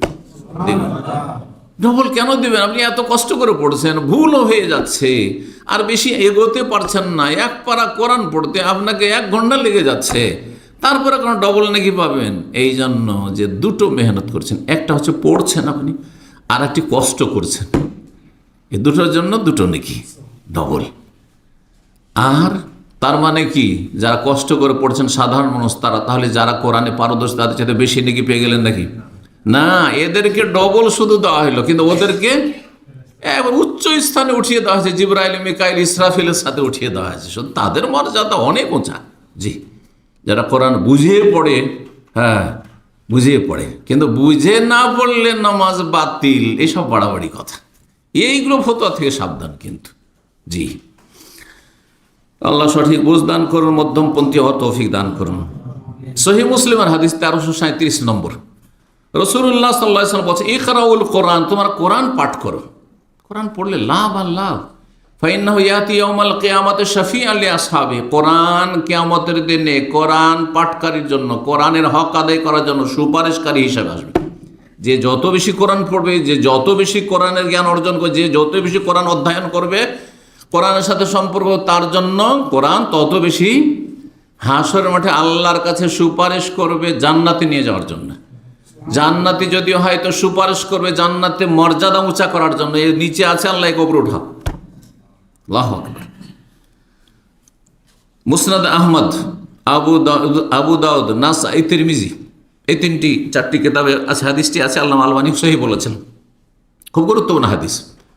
ইউকালু লি সাহিবিল কোরআন, কোরআনের পাঠকারী, সাহেবে কোরআন মানে কোরআন যে পাঠ করে, কোরআনে যে বিশ্বাসী, হ্যাঁ, কোরআনে যে হকগুলি আদায় করে সাহেবে কোরআন তো শুধু কোরআন পাঠ করে শুধু হয় না, কোরআন পাঠ করে হাফেজ মুখস্থ রেখেছেন, আমল করে না, চলবে? কোরআনওয়ালা হইল না। কোরআনওয়ালা ব্যক্তিকে, যে কোরআনের হক আদায়কারী, তাকে বলা হবে কিয়ামতের দিন, আর যে বেশি বেশি তেলাওয়াত করেছে, বেশি বেশি মুখস্থ করেছে, বেশি বেশি বোঝার চেষ্টা করেছে, এই কোরআন হাসরের মাঠে আল্লাহ বলবেন, জান্নাতে যখন আল্লাহ দিচ্ছেন, যে জান্নাতে চলে গেছে, তারপরে আল্লাহ বলবেন যে কোরআন এখন পড়তে থাকো, তো পড়ো আর লিফটে উঠো, পড়ো আর কি করো, লিফটে উঠো, একরা পড়ো, ওয়ার্তাকে আর ওপরে উঠো। তো ওপরে কি দিয়ে উঠতে হবে? হ্যাঁ, লিফট দিয়ে উঠতে হয়, আর নাহলে সিঁড়ি বয়ে উঠতে হয়। যদি লিফট না থাকে তাহলে ওপরে উঠতে থাকো, তেলাওয়াত করতেই থাকো, যতবার পাঠ করেছো, যত আয়াত পাঠ করেছো তোমার লাইফে দুনিয়াতে, ওইগুলো বারবার যতবার পড়েছো, ওই সবগুলো পড়া যতক্ষণ শেষ না হবে ততক্ষণ তুমি ওপরে উঠতেই থাকো, তোমার লিফট চলতেই থাকবো উপর দিয়ে। সুবহানাল্লাহ। জি, ওরাত্তেল কামা কুনতা তুরাত্তিলু ফিদ দুনিয়া, যেমন দুনিয়াতে তুমি তেলাওয়াত করতে ওইভাবে তেলাওয়াত করো আর উপরে উঠতে থাকো। আল্লাহ, আমার এখনো তেলাওয়াত শেষ হয়নি, আমি এতবার পাঠ করেছি, আরো পড়ো, পড়ো আর চলো উপরে উঠো। আল্লাহু আকবার। ফাইন্নামা নাযালাতাকা ইনদা আখির আয়াতিন তাকরাউহা, তোমার মর্যাদা তা কি হবে? উন্নীত হবে, নির্ধারিত হবে। কোন জায়গায় গিয়ে থামবে? কোন জায়গায় গিয়ে? শেষ আয়াত যে দুনিয়াতে পড়েছো, মরার আগে যে শেষ আয়াত পড়ে তুমি মারা গেছো, ওই প্রথম দিক থেকে যতবার পড়েছো আর যত পড়েছো, পড়তে পড়তে পড়তে শেষ আয়াতটি পড়ে যে দুনিয়া থেকে বিদায় নিয়েছো, আর তোমার দুনিয়ার আমল শেষ হয়েছে, ওই আয়াতে গিয়ে তুমি থামবে, ওইখানে তোমার মর্যাদা। আল্লাহু আকবার। কত বড় মর্যাদা কোরআন কারীম পাঠকারীর জন্য। আল্লাহ যেন আমাদেরকে সেই দলে সামিল করেন। কয়টি হক বললাম? দুইটি হক হয়েছে। তো 3 নম্বর হক তাহলে, তা হচ্ছে কোরআনের প্রতি আমল করা। কি করতে হবে? আমল করা। যেটা বিশ্বাসের বিশ্বাস, যেটা এবাদতের সেই অনুযায়ী এবাদত করা, যেটা আখলাক চরিত্রের ব্যবসা বাণিজ্য লেনদেন আদান প্রদান, হ্যাঁ, সেগুলি সেইভাবে করা। সুতরাং কোরআনের প্রতি বিশ্বাস, যে এগুলো আল্লাহর আয়াত, আল্লাহর আসমানি সিলেবাস, হ্যাঁ। আর তারপরে যে আকীদার বিষয়, ওয়াবুদুল্লাহ ওয়ালা তুশরিকু, এক আল্লাহর ইবাদত করো, শরীক করিও না, হ্যাঁ। আল্লাহ যদি তোমাকে কোনো রোগে আক্রান্ত করেন, কোনো শক্তি ভালো করতে পারে না, কোরআনে নেই?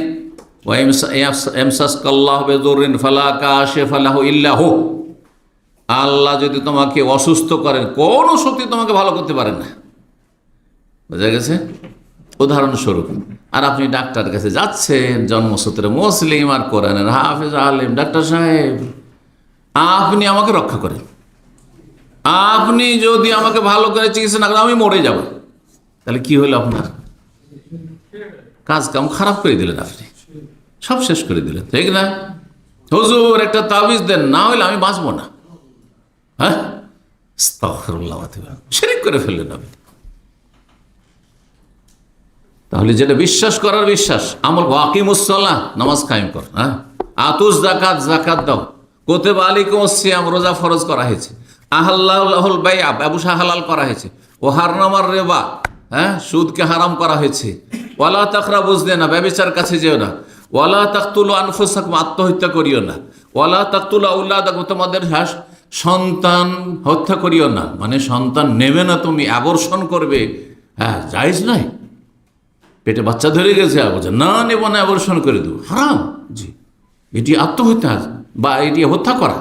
আপনি সেই যুগে ভূমিষ্ঠ হওয়ার পরে হত্যা করতো, কারণ এই যেহেতু আপনার সায়েন্স টেকনোলজি মেডিকেল উন্নতি করেনি, আর আজ উন্নতি করে, সেই জন্য অবশ্যই করেছে। আগে দেখে নিলেন আপনি আল্ট্রাসাউন্ডতে, হ্যাঁ পজিটিভ হয়ে গেছে বা কিছু দেখলেন, আর তারপরে আপনি সেটাকে মারছে, হ্যাঁ, তারপরে কেউ কাউকে খুন করিও না, ইত্যাদি ইত্যাদি যত আয়াত রয়েছে আমলের, সেগুলি আমল করা।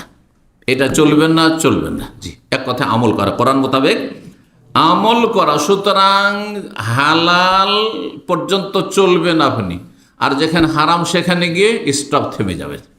যেটা বলতে বলা হয় তার বেশি বলবেন না, আর যেটা বলতে নিষেধ করা হয়েছে সেখানে যাবেন না। বর্ডার, তিলকা হুদুদুল্লাহ, কোরআনে কতগুলো আয়াতে রয়েছে, এগুলি আল্লাহর বর্ডার। বর্ডার পার করা যাবে না। আপনি যে দেশে আছেন এখানেই থাকতে হবে। আপনি বিনা ভিসাতে, বিনা পাসপোর্টে সৌদি আরব থেকে যে বাহরাইন ঢোকেন, অপরাধী না? ইন্ডিয়াতে যাবেন আপনি বাংলাদেশ থেকে, ভিসা নাই অথবা পাসপোর্ট নাই, আর ঢুকে পড়লেন আপনি, চলবে? হ্যাঁ, তো দুনিয়াতে অপরাধী বুঝতে পারছেন, আর আপনি আল্লাহর দিনের ক্ষেত্রে যে অপরাধী বুঝবেন না, যে হালাল হারাম একাকার করে দিলেন, হালালও খাচ্ছেন হারামও খাচ্ছেন, হালালও ব্যবসা আছে হারামও ব্যবসা আছে, আর পাপও করছেন নেকিও করছেন। না না না, আল্লাহ বলছেন আমল করতে হবে। ফাইম্মায়াতিয়ান্নাকুম মিন্নি হুদান, আমার পক্ষ থেকে তোমাদের কাছে যখন হেদায়াত চলে আসবে, কোরআন হচ্ছে হেদায়াত, হুদাল লিল মুত্তাকিন, আল্লাহ হুদান বলেছেন।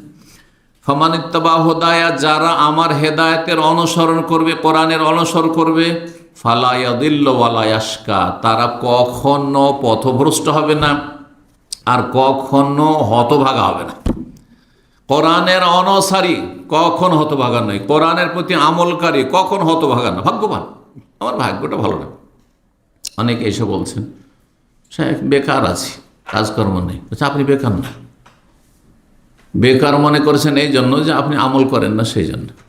বরং এটা আমার জন্য ভালো সুযোগ যে এই সময় কফিলের ডিউটি নেই, 8 ঘন্টা 10 ঘন্টা ডিউটি নেই, ডিউটিতে যথেষ্ট সময় লাগছে, তারপরে এমন ভেঙে পড়ছি, ক্লান্ত হয়েছে, তারপরে শোয়া ছাড়ার কোনো উপায় নেই। হ্যাঁ, আপনি এই সময়টায় আপনার জন্য সুবর্ণ সুযোগ, আপনি এই সময়টা আপনি ইবাদতবন্দি করেন, ডেলি এসে এলেম শিখেন, আপনি মসজিদে কোরআন নিয়ে বসে থাকেন, আপনি আর ভালো কাজে লাগান, আপনি আল্লাহর জিকির আজকার ফরজ ওয়াজিব আদায় করেন, আপনি বিশেষ করে এলেম শেখার সুযোগ। আপনি হাড় ভাঙা ডিউটি করে আসছেন, আর আসার পরে এখানে এসে ঘুমাচ্ছে আপনার। কিন্তু যদি আপনি মনে করেন যেটাকে বেকার বলছেন, মানে দুনিয়ার কাজ থেকে বেকার, দুনিয়ার কাজ নেই আপনার, রুজি রোজগার নেই, তাতেই বেকার হয়ে গেলেন আপনি। না না, বেকার না আপনি, বরং আপনি হ্যাঁ আরও বেশি ভালো হইতে পারেন যদি সময়টাকে ভালো কাজে লাগান। আপনি সপ্তাহে একটা দার্সে জুমার দিন আসতে পারেন না কর্মব্যস্ততার কারণে, যখন কাজকর্ম নেই তখন আমি ডেলি আসতে পারি, সপ্তাহে 6 দিন আমি আসতে পারি, পারবেন না? তাহলে কেন একজন মুসলিম, এই জন্য এই কথাটা আমরা সবসময় বলি, একজন মুসলিম কখনো বেকার না। কাফের বেকার হইতে পারে, কাফেরও তো আখেরাত নেই, আমল নেই, সুতরাং দুনিয়ার পেট পূজা না থাকলে কিছুই নেই, বেকার। কিন্তু আমরা তো হয় দিনের আমল করছি না হয় দুনিয়ার আমল করছি, কোনো সময় বেকার না, কোনো সময় বেকার না একজন মুসলিম। আল্লাহ এইভাবে যেন বুঝার তৌফিক দান করেন।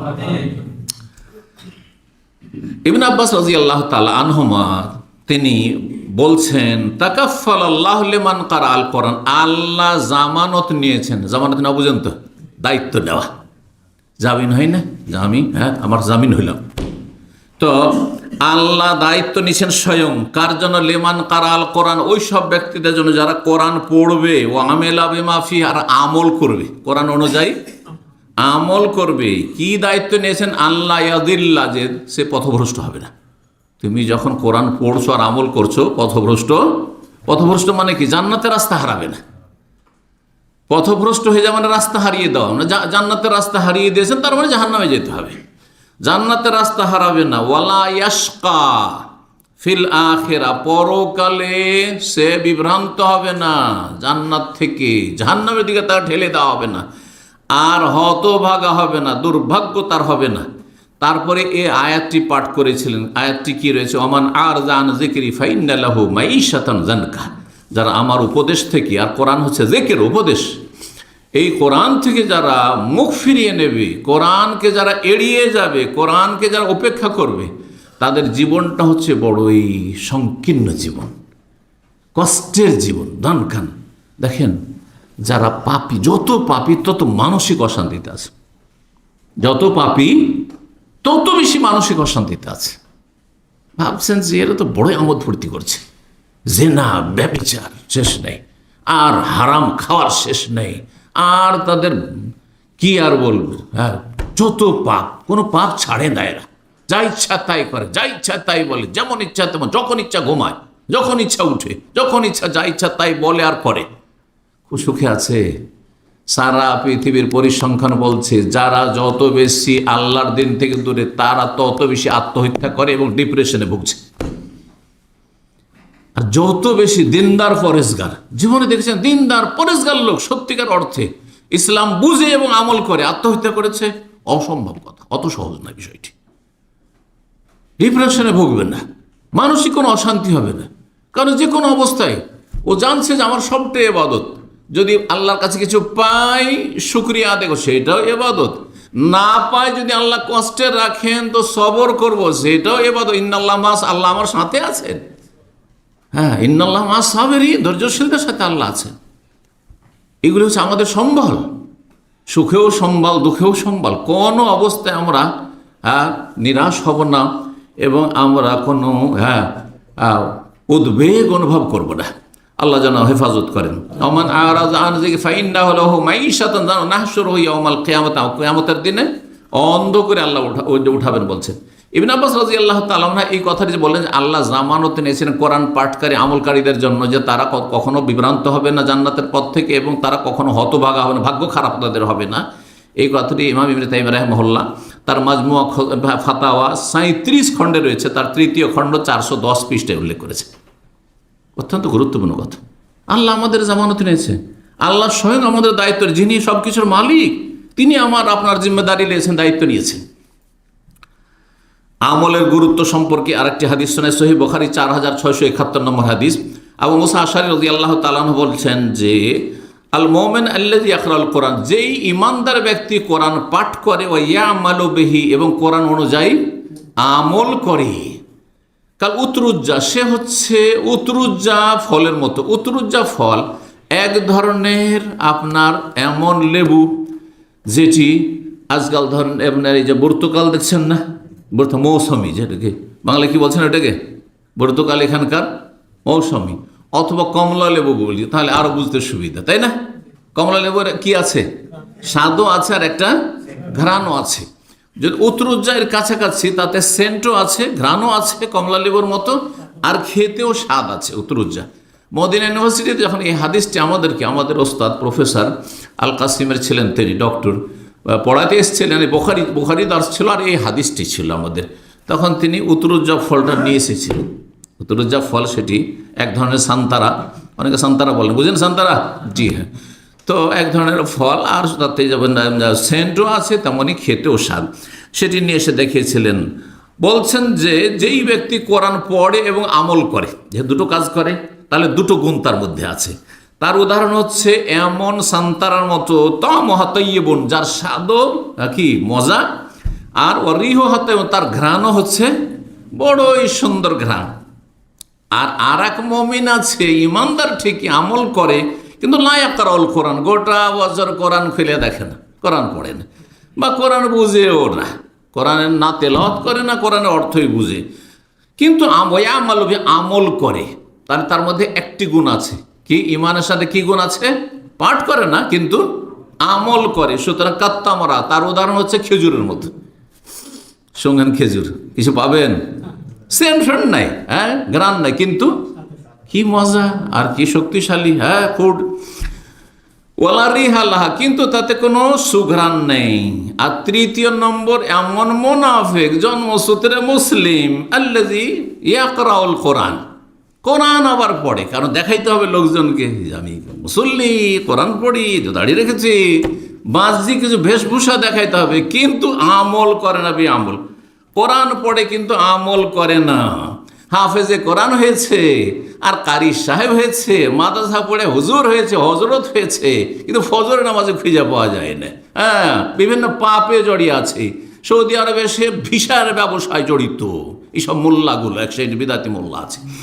তো বলছেন না, এই হচ্ছে এমন কপড় যে কার রাইহানা, এ হচ্ছে এক ধরনের রাইহানা ফুলের মতো, বা রাইহানা আপনার একটা গাছ আছে, সেই গাছের ফলের মতো। রিহা তাইয়্যিব, তার ঘ্রাণ তো খুব সুন্দর। রায়হানা মানে তার ঘ্রাণ, ওর নামই রায়হানা। এই জন্য আমাদের দেশে মেয়েদের নাম রায়হানা কেন রাখে? হ্যাঁ, কারণ ওতে কি আছে, সেন্ট আছে, রিহ থেকে রায়হানা। তো ওর রিহটা তো মানে ওর ঘ্রাণটা তো খুব সুন্দর, কিন্তু মহামরণ, এই রায়হানা ফলের যে ফলটা হয়, সেটা যদি একটা কামড় দেন তো আপনার এই তিতায় অবস্থা খারাপ হয়ে যাবে, এত তিতা বলছে, খুব তিতা। আর 4 নম্বর একবার নিম্নমানের, হ্যাঁ, 3 নম্বরটাও নিম্নমানের, কিন্তু তার চেয়ে 3 নিম্নমানের কে, এমন মুনাফিক যে কোরআন পড়েও না আর আমলও করে না। মুনাফিক কোরআন পড়েন না, আমলও করে না। কাল হানজালা, হচ্ছে হানজালা ফলের মতো। হানজালা ফল মানে হচ্ছে আমাদের দেশে যেটাকে মাকাল ফল বলে, বোঝেন? মাকাল বুঝেন? মাকাল ফল, এটা তো আমাদের দেশে প্রবাদ আছে। আরে এই মাকাল রে মাকাল, মানে এর মধ্যে হ্যাঁ কি বলছেন কেমন, এটা তা মহামুরুন, স্বাদ তো খুবই তিতা, আও খাবিসুন, বড়ই নোংরা স্বাদ, ও রিহুহা মুররুন, তাতে কিছু নেই কিন্তু দেখতে সুন্দর নয়। বলছে ওয়া খাবিস ওয়া রিহুহা মুররুন, এই হানজালা ফল এত তিতা আর এত দেখতে খারাপ। তাই বলছেন নবী সাল্লাল্লাহু আলাইহি সাল্লাম যে যেমন স্বাদটাও তিতা আর খবিস নোংরা, তেমনি তার হ্যাঁ কি রিহুহা, তার যে ঘ্রাণ সেটাও খারাপ, মুররুন সেটাও তিতা, মানে সেটাও বরদাস্ত করা যায় না। কয়টি হলো? তিনটি হয়েছে। 4 নম্বর, কোরআনের হক হচ্ছে কোরআন দিয়ে সার্বিক জীবনে ফয়সালা নেওয়া, শুধু আদালতে নয়, ব্যক্তি জীবনে, আপনার জীবনে ফয়সালা, আপনার জীবনে কোনটা করব কোনটা করব না, এই ফয়সালা নিতে হবে কি থেকে? কোরআন থেকে। পারিবারিক জীবনে স্বামী স্ত্রী সম্পর্ক, তুমি কেমন চলবে আমার স্ত্রী হিসাবে, আমি তোমার সাথে কেমন চলবো, এটা হচ্ছে ফয়সালা, কোরআন দিয়ে ফয়সালা। সমস্যা হয়েছে স্বামী দাম্পত্য জীবনে, ছেলে মেয়েদের সাথে সমস্যা হয়েছে, বাপ ভাইয়ের সাথে সমস্যা হয়েছে, সমাধান নিতে হবে, পারিবারিক বিচার, সেটা কী দিয়ে হবে? কিন্তু আমাদের দেশে সামাজিক বিচারগুলি সব জাহিলিয়াতের বিচার হয়, সামাজিক বিচারে কোনো আলেমকে রাখা হয়নি। আর যদি সে আলেম থাকে, সে জাহেল আলেম থাকে, মানে দেশাচার বিচার করে, দেশাচার, দেশে যেসব বিচার চলে, হ্যাঁ, নেতা মাথার বিচার করে, চেয়ারম্যান মেম্বার প্রধান এরা যে বিচার করে, ওই সব বিচারই হয়। জি, এগুলো হচ্ছে জাহিলিয়াত। তো কোরআনের বিচারটা সর্বস্তরে হইতে হবে, রাষ্ট্রীয় সেই আদালত, সুপ্রিম কোর্ট, হাইকোর্ট, যতগুলি কোর্ট আছে সেখান থেকে শুরু করে আপনার বাড়িতেও, হ্যাঁ, আপনার ব্যক্তি জীবনেও সমস্ত বিচার আচার কার কাছ থেকে নিতে হবে? কোরআন থেকে ফয়সালা নিতে হবে, দিনের মৌলিক বিষয়গুলিতেও আর দিনের শাখা প্রশাখাতেও। দিনের মৌলিক বিষয় মানে সেগুলি হচ্ছে ইমানের বিষয়, আকীদার বিষয়, গুরুত্বপূর্ণ বিষয়, যেমন 5 ওয়াক্ত সালাত ফরজ, যদিও ইবাদত, 5 ওয়াক্ত সালাত ফরজ গুরুত্বপূর্ণ মৌলিক বিষয়। তারপরে জাকাত ফরজ বছরে একবার, রমজান মাসের রোজা ফরজ, এগুলো মৌলিক বিষয়। আর তারপরে রোজার নিয়ম কানুন, এগুলো হচ্ছে শাখা প্রশাখা, নিয়ম নীতিমালা, বাধা নিষেধ। তারপরে জাকাতের বিধিবিধান, মশলা। আর তারপরে ধরেন নামাজের তরিকা, নামাজে 1 রাকাতে কয়টি রুকু, কয়টি সেজদা, আর তারপর রুকু আগে না সেজদা আগে, আর তারপরে কোনখানে কি পড়তে হবে। এখন কেউ যদি সামি আল্লাহ লিমান হামিদার জায়গায় যদি আল্লাহ আকবার পড়ে চলবে? সুবহানাল্লাহ পড়ে চলবে? যেমন আমাদের দেশের বেদাতি সমাজের অজ্ঞতা হচ্ছে যে ইমাম যদি ভুল করে দেয় তো কি বলে? আল্লাহ আকবার। হাদিস আল্লাহ আকবার আছে, আর হাদিস হচ্ছে কোরআনের ব্যাখ্যা। কি আছে? পুরুষ হলে সুবহানাল্লাহ, আর মহিলা যদি সতর্ক করে তাহলে এইভাবে তালি বাজ, এইভাবে না, কারণ এইভাবে তালি বাজানো কাফেরদের গান বাজানোর তালি, সেজন্য এটা নিষেধ। এইভাবে করুন, কথা বুঝতে পারছেন? জি। কিন্তু আমাদের দেশে ইমাম ভুল করে দিলে আল্লাহু আকবার, আল্লাহু আকবার, জি, তাহলে এটা কোরআনে ফয়সালা নিলেন না আপনি। এই জন্য বলছি মৌলিক বিষয়গুলিতে এবং খুঁটিনাটি যেসব শাখা প্রশাখা মাসাইল রয়েছে সেই ক্ষেত্রে, এমন কি আপনি আমিন জোরে বলবেন, নাচতে বলবেন, রফেদান কয়বার করবেন, শুধু তাকবীর তাহরিমাতে কি না, আর তারপরে আপনি সালাম আগে ডান দিকে না বাম দিকে, সমস্ত মাসাইল আগে, আত্তাহিয়াত না আগে আল্লাহুম্মা সাল্লি আলা মুহাম্মদ না আগে দোয়া মাসুরা, ইত্যাদি ইত্যাদি। নামাজের পরে কি বাধ্য বসে থাকতে আর তারপরে এই সম্মিলিত মোনাজাত করতে হবে না? হবে না, এটি সুন্নত না বিদআত? সব ফয়সালা কোরআন এবং কোরআনের ব্যাখ্যা হাদিস থেকে নিতে হবে। এটা হচ্ছে কোরআন থেকে বিচার নেওয়া। আর এর মধ্যেই হচ্ছে গুরুত্বপূর্ণ দণ্ডবিধান। চোরের শাস্তি 1 বছর জেল নয়, এটি কুফরি মতবাদ, মানবরচিত মতবাদ। জি। আর ধর্ষণ করে জবরদস্তি জেনা করেছে সেই জন্য সে অপরাধী, আর সাবালক সাবালিকে ব্যভিচার করেছে সেই জন্য অপরাধী নয়। হ্যাঁ, রাষ্ট্রীয় আইনের না, এটি জাহিলিয়াত, এটি পশ্চিমা কথা, ইহুদি নাসারাদের কথা এগুলো। জি, আল্লাহ যেন বোঝার তৌফিক দান করেন। আল্লাহ রাব্বুল সূরা নিসা আয়াত নম্বর 65 বলছেন, ফালা ওয়া রাব্বিকা লা ইউমিনুন, হে নবী তোমার রবের কসম করে বলছি। কে বলছেন? আল্লাহ নিজে বলছেন, নবী তোমার রবের কসম করে, মানে কার কসম করছেন? নিজের সত্তার কসম করছেন আল্লাহ, নিজের শপথ নিজেই করছেন রব। লা ইউমিনুন, এরা মুমিন মুসলিম হতে পারবে না। কতক্ষণ, কতদিন পর্যন্ত? হাত্তা ইউহাক্কিমুকা ফিমা শাজারা বাইনাহুম, যতদিন তাদের মাঝে যত বিবাদমান বিষয়, যত সমস্যা রয়েছে সমস্ত সমস্যার সমাধান আপনার কাছ থেকে না নেবে। আর রসুলের কাছ থেকে নেওয়া মানে কোরআন থেকে নেওয়া, আর কোরআন ব্যাখ্যা হাদিস থেকে নেওয়া। আর তারপরে বিচার অনেক সময় নেই, কিন্তু নিরুপায় হয়ে নেই, সংকোচ বোধ করে, চক্ষু লজ্জায়, সাহস হলো না বলার, প্রতিবাদ করতে পারলাম না, নিরুপায় মানলাম। আদালতের ফয়সালা হয়ে গেছে আমার বিপরীত, আর অন্যায় ফয়সালা হয়েছে, তারপরে মেনে নিতে বাধ্য। কি জন্য বাধ্য? নিরুপায় সেই জন্য না, না ওইভাবে নয়। আল্লাহ তারপরে মনে যেন কোনো সংকোচ বোধ না থাকে, হারাজান সংকীর্ণতা, পারছি না এটা মেনে নিতে। যেন অনেকে বলে আমি নিজেকে মানাইতে পারছি না, আমি এটা মেনে নিতে পারছি না, আমি কেমন যেন লাগে। যেমন আজকালকার অধিকাংশ বাবা মায়েরা মেয়েকে জমি জায়গায় ভাগ দেয় না, আর দিল মাঠে ঘাটের এমন পচা সড়াগুলো যেগুলোতে ফসলটা ধরো ডুবা জায়গা দিল। রোড রাস্তা সব ছেলের জন্য, ছেলে সন্তানের জন্য, রাস্তার পাশে জমি জায়গায়। আর যে ফ্ল্যাট থাকে সব হচ্ছে ছেলেদের জন্য, দোকানপাট ব্যবসা বাণিজ্য থাকে সব ছেলেদের জন্য। তো কি লা ইউমিনুন, মুমিন হইতে পারবে না, জি মুমিন হতে পারবে না যতক্ষণ পর্যন্ত স্বতঃস্ফূর্তভাবে মেনে না নেবেন। শুধু মেনে নিলে হবে না, যখন কোরআনে আছে কি করব, না হইলেও তো দিতাম না রে বাবা, ছেলেদেরকে বলছে কি করব, না হইলেও তো দিতাম না, হয়তো মানুষে কি বলবে সেই জন্য দিচ্ছি, না না চলবে না। কোনো যেন সংকোচ বোধ না থাকে, সংকীর্ণতা অন্তরে না থাকে। মিম্মা কাজাইতা, আপনার ফয়সালাই, আর কি ওয়ায়ুসাল্লিমু তাসলিমা, শির নত করে মেনে নেয়। অনেক সময় মেনে নিলেন মন থেকে, কিন্তু শির নত করে মানছেন না, বাঁকা হয়ে মানছেন, টেড়া হয়ে মানলে হবে না। ওয়ায়ুসাল্লিমু তাসলিমা, মাথা ঝুঁকিয়ে মেনে নিতাম আল্লাহর বিধানের সামনে। জি আল্লাহ বলছেন, কত তাগিদের সাথে বলেছেন। আল্লাহ রাব্বুল আলামিন কোরআনে কারীমের অনেক আয়াতগুলিতে বলেছে, তার মধ্যে 3টি আয়াতের কথা। ওয়ামাল্লাম ইয়াহকুম বিমা আনজালা ফাউলাইকা হুমুল কাফিরুন ফাউলাইকা হুমুজ জালিমুন ফাউলাইকা হুমুল ফাসিকুন। যারা আল্লাহর নাজিলকৃত বিধান কোরআন দিয়ে ফয়সালা না করবে, তারা হয় কাফের, না হয় জালেম, না হয় ফাসিক। তা 3 ভাগে বিভক্ত।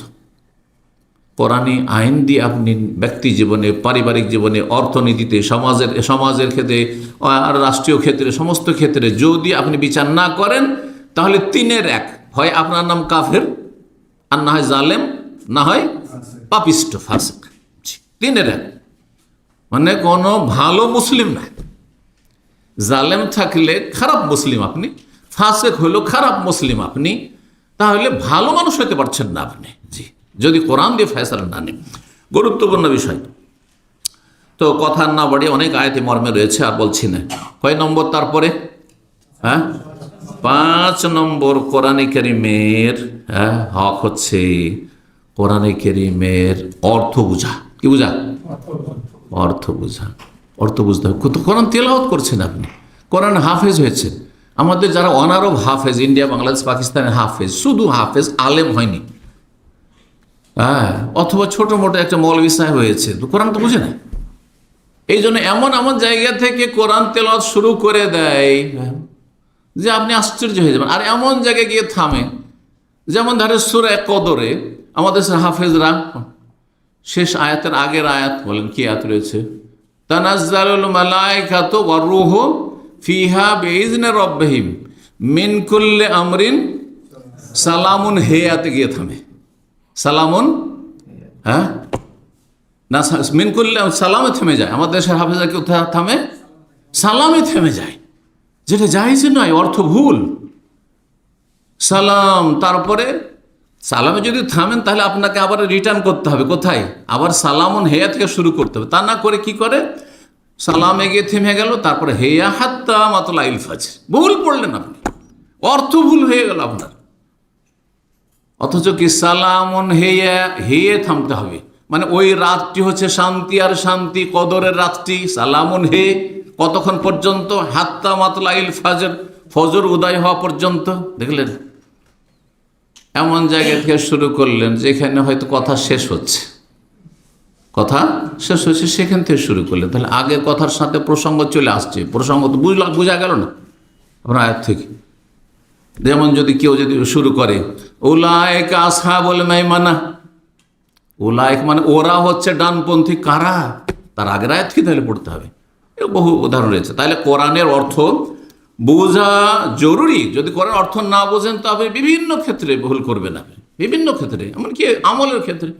কোরআনের হাফেজ কোরআন বিরোধী আমল করছে, কিন্তু একজন কোরআনের আলেম হবে, অর্থ বুঝছে, আয়াতটা যখন মনে পড়বে, আরে কী কাজ করছি আমি তো জানছি যে আল্লাহ কথা বলেছেন আমাকে, এটা তো আমাকে সম্বোধন করা হয়েছে। আকিমুস সালাত ওয়ালা তাকরাবুজ জিনা, ব্যভিচারের কাছে যেতে নিষেধ করা হয়েছে। ওয়ালা তাকরাউল ফাওয়াহিশ, নোংরামি কাজে যেও না। হ্যাঁ, নোংরামি কাজ করে সমকামিতা, আউযু বিল্লাহ। ওয়ালা তাকরাউল ফাওয়াহিশার অর্থ যদি বুঝতো তাহলে একজন হাফেজ, একজন কারিকে সমকামী হইতে পারে? এই বোধ চরিত্র নোংরামি চরিত্র থাকতে পারে? কখনো থাকতে পারে না। হয় বেআমল সে, আর না হলে জাহেল সে, অর্থে বোঝে না, শুধু রেকর্ড করেছে, এখানে ক্যাসেটে রেকর্ড করা আছে। হাফেজ সিম্পল হাফেজ হচ্ছে আমরা ক্যাসেটের ফিতার মতো। জি, আল্লাহ বোঝার তৌফিক দান করেন।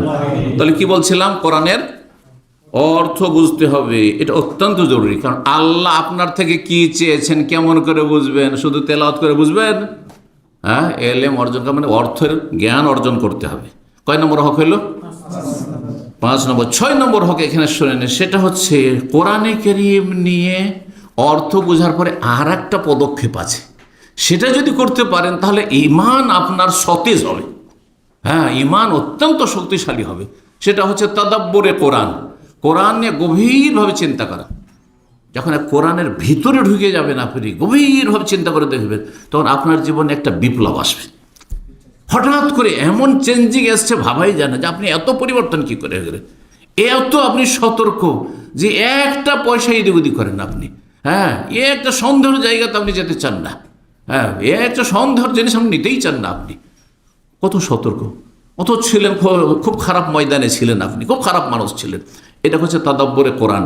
কোরআনের বেশ কিছু আয়াতে এদিকে আহ্বান করা হয়েছে। সূরা সাদের আয়াত নম্বর 29 আল্লাহ ইরশাদ করছেন, কিতাবুন আনজালনাহু ইলাইকা মুবারাক, আমি বরকতপূর্ণ কিতাব নাযিল করেছি হে নবী তোমার প্রতি। কি জন্য? লিয়াদ্দাব্বারু আয়াতিহি, যাতে করে মানব জাতি কোরআনের আয়াতগুলি নিয়ে গভীরভাবে চিন্তা করে, গবেষণা করে। গবেষণা মানে সায়েন্স টেকনোলজির গবেষণা নয়। গবেষণা মানব জীবনে পরিবর্তন কেমন করে আসবে, আমার জীবনে ইনকিলাব কি করে আসবে, আমার পরিবারকে কেমন করে আমি পরিবর্তন করব, তাদের জীবনে কি করে আমি বিপ্লব নিয়ে আসব, আমার সামাজিক বিপ্লব কেমন করে নিয়ে আসবো, আমার রাষ্ট্রীয় বিপ্লব কেমন করে নিয়ে আসবো, আমি আন্তর্জাতিক বিপ্লব কেমন করে নিয়ে আসবো, মানুষ খারাপগুলিকে আমি ভালো কি করে করতে পারবো, আমি নিজেকে আগে কি করে ভালো করবো। লিয়াদ্দাব্বারু আয়াতিহি ওয়ালিয়াতাযাক্কারা উলুল আলবাব, এবং জ্ঞানীরা যাতে করে তা থেকে উপদেশ গ্রহণ করে। তাহলে কোরআন নাজিলের গরজ আল্লাহ বলছেন, কোরআন প্রথম কথা মোবারক, লস নেই, বরকত আর বরকত।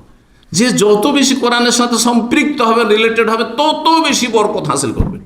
কোরআন প্রতিদিন তেলাওয়াত করে দেখেন আপনার ঘরে কত বরকত নেমে আসে, আপনার শরীর আর শারীরিক আর মানসিক অবস্থায় কেমন বরকত নেমে আসে, আপনার আখলাক চরিত্রে আর আমলে কেমন আপনার বরকত নেমে আসে, আপনার রুজিতে কেমন বরকত নেমে আসে, আপনার দাম্পত্য জীবনে ছেলেমেয়ের মাঝে কি করে কত বরকত নাজিল হয় আর বরকত নেমে আসে, অকল্পনীয়। কিন্তু যদি আপনি এটা টেস্ট করার জন্য করেন তো হবে না। কিন্তু দেখি বরকত হয় কি হয় না, হ্যাঁ একটু খতম দিয়ে দেখি, এই মাসটায় 2টা খতম দিব, দেখি আমার বরকত নামে কিনা, কাজ কাম তো নাই, দেখি তো, হবে না। বুঝতে পেরেছেন না? কোরআন নয়, সায়েন্স নয় যে টেস্ট করে দেখি, কারেন্ট নয় যে দেখি কারেন্ট আছে কি নাই দেখি তো, হ্যাঁ না না না, আপনাকে ঈমান ইয়াকিনের সাথে আপনাকে কি করতে হবে, গভীরভাবে কোরআন নিয়ে গবেষণা করতে হবে। ওয়ালিয়াতাযাক্কারা উলুল, জ্ঞানীরা তা থেকে উপদেশ নেবে আল্লাহ বলছেন। আল্লাহ কোরআন সূরা মুহাম্মদের আয়াত নম্বর 24 বলছে, আফালা ইয়াতাদাব্বারুনাল কোরআন, তারা কোরআন নিয়ে কি গভীরভাবে তাদাব্বর, গৌর ফিকির করে না, চিন্তা করে না, গবেষণা করে না। আম আলা কুলুবিন আকফালুহা, না তাদের অন্তরে তালামারা আছে, তালামারা আছে যে কোরআনকে ভিতরে নামাতে চান না। আল্লাহ সূরা নিসার আয়াত নম্বর 82 বলছেন, আফালা ইয়াতাদাব্বারুনাল কোরআন, তারা কোরআন নিয়ে কেন গভীরভাবে চিন্তা করে না। ওয়ালাউ কানা মিন ইনদি গায়রিল্লাহি লাওয়াজাদু ফি ইখতিলাফান কাসীরা, যদি আল্লাহ ছাড়া অন্যের পক্ষ থেকে মানব রচিত এই কিতাব হইতো, গ্রন্থ হইতো, তাহলে অনেক বিরোধ থাকতো, সাংঘর্ষিক হইতো। হ্যাঁ, সাংঘর্ষিক নয় কোরআন, একটি আয়াত বা একটি বিধান আর একটি বিধানের সাথে। কয়টি হক বললাম? 6টি। 7 নম্বর হক হচ্ছে কোরআনে কারীম থেকে চিকিৎসা নেওয়া। কিরকম চিকিৎসা? এই তাবিজের মাধ্যমে, হ্যাঁ আর বা অথবা কোনো কাগজে কোরআন লিখলেন, বাটিতে আমাদের দেশে লেখানো থাকে, আয়াতটা আয়াতুল কুরসি লেখা আছে, আর ওই বাটিটা ধুয়ে ধুয়ে পানি খায়। এই জন্য আচ্ছা, মানে আপনি যে ক্লিনিক সামনে আছে, ক্লিনিকে গিয়ে যদি প্রিসক্রিপশন, কোরআন হচ্ছে প্রিসক্রিপশন, আল্লাহর প্রিসক্রিপশন, বুঝেন তো? জি, আল্লাহর পথে প্রিসক্রিপশন, ডাক্তারের প্রিসক্রিপশন নিয়ে আসলেন, আর নিয়ে আসার পরে এটাকে সুন্দর করে একটা ভালো বাটিতে ধুইলেন, আর ধোয়ার পরে পানিটা যদি চুষে খান, লেখা আছে প্যানাডল নিতে হবে, তো আপনাকে বিপির ওষুধ নিতে হবে, আপনার কোলেস্ট্রলের ওষুধ নিতে হবে, সবগুলি ধুয়ে খেয়ে নিলেন, আপনি ভালো হবে রোগ? না। যখন এই রোগ ভালো হয় না, ঠিক ওই রকমই কোরআন ধুয়ে ধুয়ে পান করার জন্য নয়। আর কোরআন আপনার এই আচ্ছা প্রিসক্রিপশনটা যদি আপনি ভালো দামি তাবিজে ভরে বেঁধে রাখেন, কাজ হবে? হ্যাঁ, হবে না। কোরআন ওই রকমই, কোরআন বেঁধেও কাজ হবে না। যেমন ডাক্তারের প্রিসক্রিপশন যদি আপনি তাবিজ আকারে বেঁধে রাখেন, তা আপনার রোগ ভালো হবে না। তাহলে প্রিসক্রিপশনটা কী করতে হবে? নিয়ে ফার্মেসিতে যেতে হবে, ওষুধ নিতে হবে, যেইভাবে যতবার ব্যবহার করতে হবে, যেই নিয়মে ব্যবহার করে সেই নিয়মে সেবন করতে হবে আপনাকে, ঠিক কিনা? ওই রকমই কোরআনে কারীমে যেইভাবে আল্লাহ রাব্বুল আলামিন আমল করতে বলে, সেবন করতে বলে, সেইভাবে সেটার সেবন হইতে হবে। রব যেন তৌফিক দান করেন। কোরআনে কারীমের শেফা, আরে প্রিসক্রিপশনের শেফা তো শারীরিক আরোগ্য রয়েছে, কিন্তু কোরআনে মানসিক আরোগ্য রয়েছে। হ্যাঁ, অন্তরের রোগের চিকিৎসা রয়েছে, মানসিক রোগের চিকিৎসা রয়েছে, মেন্টাল ডিজিজের, শারীরিক রোগের চিকিৎসা রয়েছে, আর পারিবারিক রোগের চিকিৎসা রয়েছে, সমস্ত স্তরের রোগের চিকিৎসা রয়েছে কোরআনে কারীমে। কোরআনের বরকত যে শুধু কলবের চিকিৎসা করে না, কলবের সাথে কোরআনে এত বরকত যে শরীরের চিকিৎসা হয়। এই জন্য নবী সাল্লাল্লাহু আলাইহি ওয়াসাল্লাম সূরাতুল ফাতিহাতে শিফাউন মিন কুল্লি দা, সূরা ফাতিহা তো সব রোগের শিফা আছে। কিন্তু ইয়াকিনের সাথে আপনি আমল করেন এবং সেটা তদবির করে যান আপনি, তার সাথে পয়সা আছে, দুনিয়ার চিকিৎসাও করেন, সমস্ত রোগের চিকিৎসা। আল্লাহ বলছেন সূরা ইসরা আয়াত নম্বর 82, ওয়া নুনাজ্জিলু মিনাল কোরআনি মা হুয়া শিফা, কোরআন নাযিল করেছে তাতে কি রয়েছে? শিফা, আরোগ্য রয়েছে। ওয়া রাহমাতুল লিল মুমিনিন, আর মুমিনদের জন্য রহমত রয়েছে।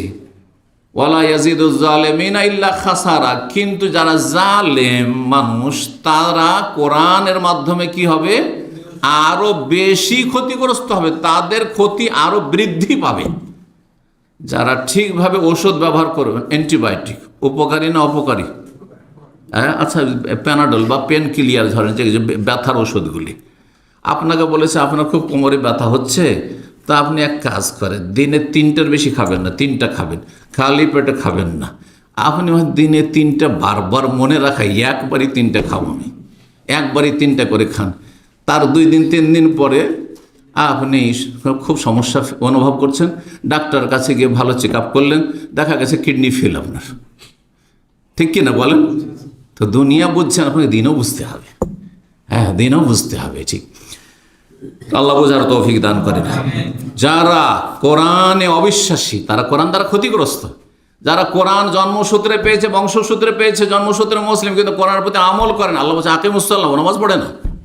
হ্যাঁ, ইন্না কোরআন আল ফজরে কা, ফজরের নামাজ, ফজরের তেলাওয়াত অসংখ্য ফেরেশতা হাজির থাকে, ও হাজির হয় না, তাহলে ক্ষতিগ্রস্ত হবে না?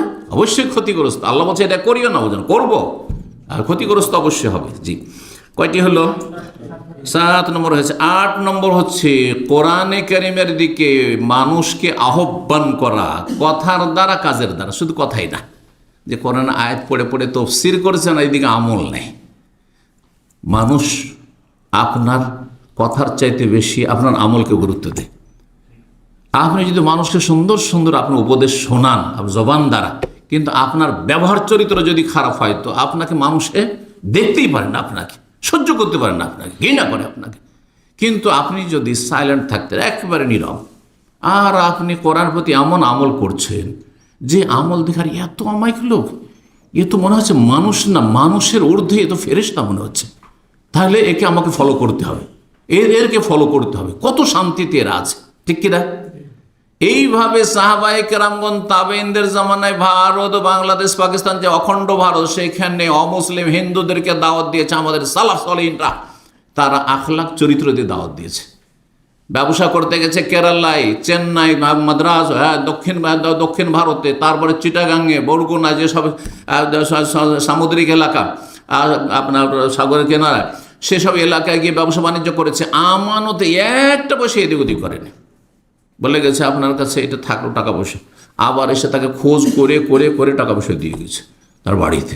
এসব আমানত, সততা, তার ইমানদারি, হ্যাঁ, আল্লাহ ভীরুতা দেখেছে। তারপরে তারা দলে দলে ইসলাম গ্রহণ করেছে, দলে দলে ইসলাম গ্রহণ করেছে। আপনারা জানেন হয়তো ইতিহাসে, আর না জানলে শুনে নেন, মোহাম্মদ বিন কাসেম রাহিমাহুল্লাহ তাআলা যখন তিনি ভারতের প্রথম মুজাহিদদের প্রধান সেনাপতি, তিনি যখন সিন্ধু প্রদেশে নামলেন, 18 বছর বয়সের যুবক, 18 বছর, চিন্তা করেন, 18 বছর বয়সে, হয়তো এখানে খুব কমই কেউ আছে, 18 বছরের যুবক, আর তিনি প্রধান সেনাপতি। আর ভারতে যখন জেহাদের জন্য গেলেন সেই সিন্ধু প্রদেশে, যাওয়ার পরে সেখানে হিন্দু রাজা মহারাজারা এত বেশি শোষণ করত, আর এত বেশি হিন্দুদের নির্যাতন করত, আর এত বেশি হিন্দুদের সুন্দর সুন্দর নারীদের ধর্ষণ করত, এইসব জুলুমে তারা অতিষ্ঠ হয়ে গেছিল এই জাতি। তারাকে চাইছিল না। তিনি গিয়ে যখন সেখানে বিজয় লাভ করলেন আর সেখানে শান্তি প্রতিষ্ঠা করলেন, তখন হিন্দু জনগণ তাকে দেবতা বলে আখ্যায়িত করেছিল, যে আকাশ থেকে দেবতা এসেছে। জি, চিন্তা করুন আপনি। জি, আমার গ্রামে আমার আব্বা রাহিমাহুল্লাহ, তিনি গ্রামে অমুসলিম কিছু একটা পাড়া হিন্দু আছে আগে, যেটা গ্রামের বাড়ি, তো তাদের সাথে সারা জীবন ভালো আচরণ করে। একদিন এক হিন্দু এসছে, আর হিন্দুরা আমাদের সাথে আত্মীয়তার মতো একটা থাকে, তা আমাকে ভাতিজা বলছে, মসজিদের কাছে এসে দাঁড়িয়ে আছে, মসজিদ বাড়ির সামনে, ভাতিজা, তোমার বাবা তো একজন দেবতা গো, তোমার বাবা একজন কি দেবতা। জি, তো হিন্দুর মধ্যে একটু ভালো চরিত্র হয়ে গেলে কি হয়ে যায়, সেই দেবতা হয়ে যায়, বুঝতে পারছেন? জি, তো এটা কিসের মাধ্যমে? আমলের মাধ্যমে। কথা দিয়ে কাজ হয় না। আপনি একটা অমুসলিমকে ইসলাম গ্রহণ করতে বলছেন, আর আপনার নিজেই আপনি নামাজ পড়তে যান, নিজেই চরিত্র খারাপ, আপনার রুমে সেই অমুসলিম হিন্দু থাকতে পারছেন, তাহলে কি করে আপনার ইসলাম গ্রহণ করবে? আপনার কথা শুনবে? কখনো শুনবে না। জি, তো কথা কাজের মাধ্যমে দাওয়াত দেওয়া, কোরআন দিয়ে দাওয়াত দিতে হবে। সূরা কাফের 45 আল্লাহ ফাযাক্কির বিল কোরআন, কোরআন দিয়ে উপদেশ দাও, মানে দাওয়াত দাও, কোরআনে দিয়ে আহ্বান করো। কাকে? বিশেষ করে মাইয়া খাফ ওয়াই, যে আমার শাস্তি, মানে আল্লাহর আযাবকে ভয় করে। কারণ আল্লাহর আযাবের ভয় যদি না থাকে, তাহলে কিন্তু হেদায়েত হবে না। পেট পূজারি হেদায়েত হবে, কিন্তু আল্লাহর আযাবের যদি জান্নাত জাহান্নাম বলে চিন্তা থাকে, পরকাল বিশ্বাস হয়, তাহলে না হেদায়েত হবে। যে ব্যক্তি বলছে আমি এসব বিশ্বাসই করি না, এইসব গাঁজাঘড়ি কথা তোমাদের বিশ্বাস, তাহলে তাকে আল্লাহ হেদায়েত করবে না, কোরআন দিয়েও হেদায়েত করবে না, রসুল দিয়েও হেদায়েত হয়নি আবু জাহল আহবাল, ওই রকমই। জি, তো কয়টি হলো? 8টি হইল। আচ্ছা, 9 নম্বর হচ্ছে কোরআনের একটি গুরুত্বপূর্ণ হক, সেটা হচ্ছে কোরআন সংরক্ষণের, হেফাজতের দায়িত্ব স্বয়ং আল্লাহ নিয়েছেন, ঠিক না? আল্লাহ কিভাবে হেফাজত করবেন? কোরআন আছে জমিনে, তা আল্লাহ কিভাবে হেফাজত করবেন? দুটো তরিকা, একটা হচ্ছে আল হেফজ ফিস সুদূর, আর আরেকটা আল হেফজ ফিস সতুর। সতুর ছাত্রের বহুবচন, মানে লিখনিতে। কোরআন দুইভাবে সুরক্ষিত আছে। কোরআনের কপি সারা বিশ্বে বাড়িতে বাড়িতে আছে, লাইব্রেরিতে আছে না নেই? সেগুলি কোনো এক সময় যদি বাতিল শক্তি মনে করে যে কোনো জায়গায় কোরআন একটি কপি রাখবো না, থাকতে দেব না, যেমন সোভিয়েত ইউনিয়ন রাশিয়াতে করেছিল জালেম নাস্তিকরা, কমিউনিজমে বিশ্বাসীরা, ইসলামের শত্রুরা করেছিল না, করেনি? 1917 থেকে নিয়ে তাদের রক্তাক্ত বিপ্লবের পরে 70 বছর, 90-এর দশক পর্যন্ত রাশিয়া, যে বিশাল বৃহৎ রাশিয়া, যার নাম ছিল সোভিয়েত ইউনিয়ন ছিল, আপনারা জানেন হয়তো, আর দুনিয়ার একটি বড় শক্তি, পরাশক্তি ছিল আমেরিকার মতো, সেখানে কোরআন শিক্ষা এত বড় অপরাধ ছিল যে আন্ডারগ্রাউন্ডেও যদি জানতে পারে যে কোথাও কোরআন শিখছে, লুকিয়ে লুকিয়ে তারা কোরআন শিখাইতো, তাহলে তাদের বেঁচে থাকার কোনো অধিকার ছিল না। জি, তো সেখানে কোরআনে কারীমের কপি তো রাখতে দেয়নি, সব শেষ করে দেওয়া হয়েছে। তাহলে কোরআন কোথায় ছিল? যারা এই সুদূর অন্তরে রাখতে পেরেছে। তাহলে কোরআনের হেফাজতের আল্লাহ দায়িত্ব নিয়েছেন, মানব জাতিকে দিয়ে আল্লাহ ওটার হেফাজত করে নেবেন। তাহলে কি করতে হবে? কোরআনের হেফজও করতে হবে। তাহলে কোরআনের কপি, আচ্ছা কোরআনের কপি আরবিতে আছে, গোটা বাংলাদেশে যদি কোরআনের আরবিতে কপি থাকে, ভারতে কোরআনের আরবি কপির অভাব নাই, কিন্তু উর্দু ভাষায় কোনো কোরআন নাই, হিন্দি ভাষায় কোনো কোরআন নেই, বাংলা ভাষায় কোনো কোরআনের তর্জমা নেই। তাহলে এই জাতির লাভ কি হবে? তাহলে কোরআন বুঝতে হইলে নিজের ভাষাতে হইতে হবে, তাই না? তাহলে তর্জমা, তফসির করা, আর সেগুলির প্রচার প্রসার, সেগুলি ছাপানো, এটা কোরআন এখানে একটি হক। আর কোরআনের হাফেজ হওয়া, কোরআন হাফেজ আমাদের সমাজে থাকতে হবে। কারণ এমন একটা সময় দুর্দিন আসতে পারে যে কোরআনের কপি দুনিয়ায় নাই, কিন্তু অন্তরে কলবে এখানে মুখস্থ করা আছে। সুতরাং কোরআনের হেফজ করা এটি গুরুত্বপূর্ণ কিসের হক? হ্যাঁ, কোরআনের হক। তো তাহলে শব্দের হেফজ করা, হাফেজ হওয়া মানে শব্দের হাফেজ হওয়া। কয়টি হলো? আটটি হলো? হ্যাঁ, 9টি হয়ে গেছে না 8টি হয়েছে মনে হয়।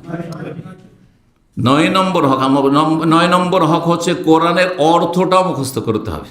যেমন কোরআনের শব্দ মুখস্থ করতে হবে, তেমনি অর্থটাও জানার চেষ্টা করতে। আজকাল অধিকাংশ মুসলিমরা ছোট ছোট সূরাগুলি নামাজে পড়ছেন, সূরা ফাতিহারই অর্থ জানেন না, সূরা নাস, ফালাক, ইখলাসের অর্থ জানেন না, সূরা কাফিরুন, কুরাইশ কোনোটারই অর্থ জানেন না। তাহলে আপনার ইবাদতের কোয়ালিটি কেমন করে ভালো লাগবে? আপনার জীবনে পরিবর্তন কি করে আসবে? তাহলে এটা অর্থের হেফাজত। 10 নম্বর সর্বশেষ আরেকটি হক, আর সেটা দিয়ে শেষ করছি, কোরআন শোনা, মনোযোগী হয়ে শোনা। এটা একটি ইবাদত। যারা কোরআন পড়তে পারেন না, এখন শিখতে থাকেন, যতদিন শিখেননি আর কি করতে থাকেন? শুনতে থাকেন মনোযোগী হয়ে। কোরআন তেলাওয়াত হচ্ছে আর আপনি হইচই করছেন, হট্টগোল করছেন, অথবা আপনি শুনছেন না, অন্য মনস্ক মোবাইল টিপাটিপি করছেন, এটা উচিত নয় আপনার জন্য। কোরআন গাড়িতে চালিয়ে রেখেছেন আর 2 সঙ্গী পাশাপাশি বসে আছেন গাড়িতে, বা 4 জন বসে আছেন, গল্প করতে আছেন না। কোরআন শোনা একটি গুরুত্বপূর্ণ ইবাদত। মনোযোগী হয়ে শুনতে হবে। সব সময় পড়ার মতো পরিবেশ থাকে না, সব সময় পড়ার সুযোগ সুবিধা হয় না, আর তারপরে এনার্জিও থাকে না। কোরআন তেলাওয়াত সবসময় তো করতে পারেন না, কিন্তু শোনাটা দীর্ঘ টাইম ধরে করা যেতে পারে।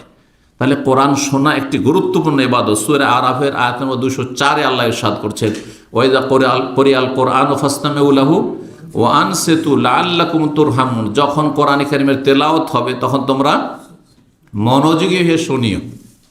হ্যাঁ, কি করিও? ফাসতামিউ লাহু, মনোযোগী হয়ে। ইস্তেমা মানে মন লাগিয়ে শোনা, ভালো করে শোনা। ও আনসিতু, এবং নীরব চুপ থাকিও, কথা বলিও না, ডিস্টার্ব করিও না। তাহলে কি হবে? লাআল্লাকুম তুরহামুন, আল্লাহর রহমত তোমাদের উপর বর্ষিত হবে। এই ছিল 10টি হক যা আপনাদের সামনে পেশ করলাম। আল্লাহ যেন আমাদেরকে সেই হকগুলি আদায় করার তৌফিক দান করেন, সে সম্পর্কে উপকারী জ্ঞান দান করেন, এবং আমাদেরকে যত্ন নেওয়ার তৌফিক দান করেন, এই কোরআনের দিকে আহ্বান করার তৌফিক দান করেন, তার আগে নিজেকে আহ্বান করার তৌফিক দান করেন, কোরআনের রঙে রঞ্জিত হওয়ার তৌফিক দান করেন। আল্লাহ রাব্বুল আলামিন যেন আমাদেরকে আহলে কোরআন, কোরআন সুন্নাহর অনুসারী হিসাবে, আহলে কোরআন মানে আমাদের দেশে হাদিস অস্বীকারী, এরা ইসলামের দুশমন, জি, তাদের দলে নাই, আল্লাহ সেই দলে শামিল করেন। ওয়া জাযাকুমুল্লাহু খাইরান, জান্নাতুল ফিরদৌস দান করেন। কোরআনের মাধ্যমে আল্লাহ জাহান্নাম থেকে রক্ষা করেন। সুবহান রাব্বিকা রাব্বিল ইজ্জাতি আম্মা ইয়াসিফুন ওয়া সালামুন আলাল মুরসালিন ওয়াল হামদুলিল্লাহি রাব্বিল আলামিন।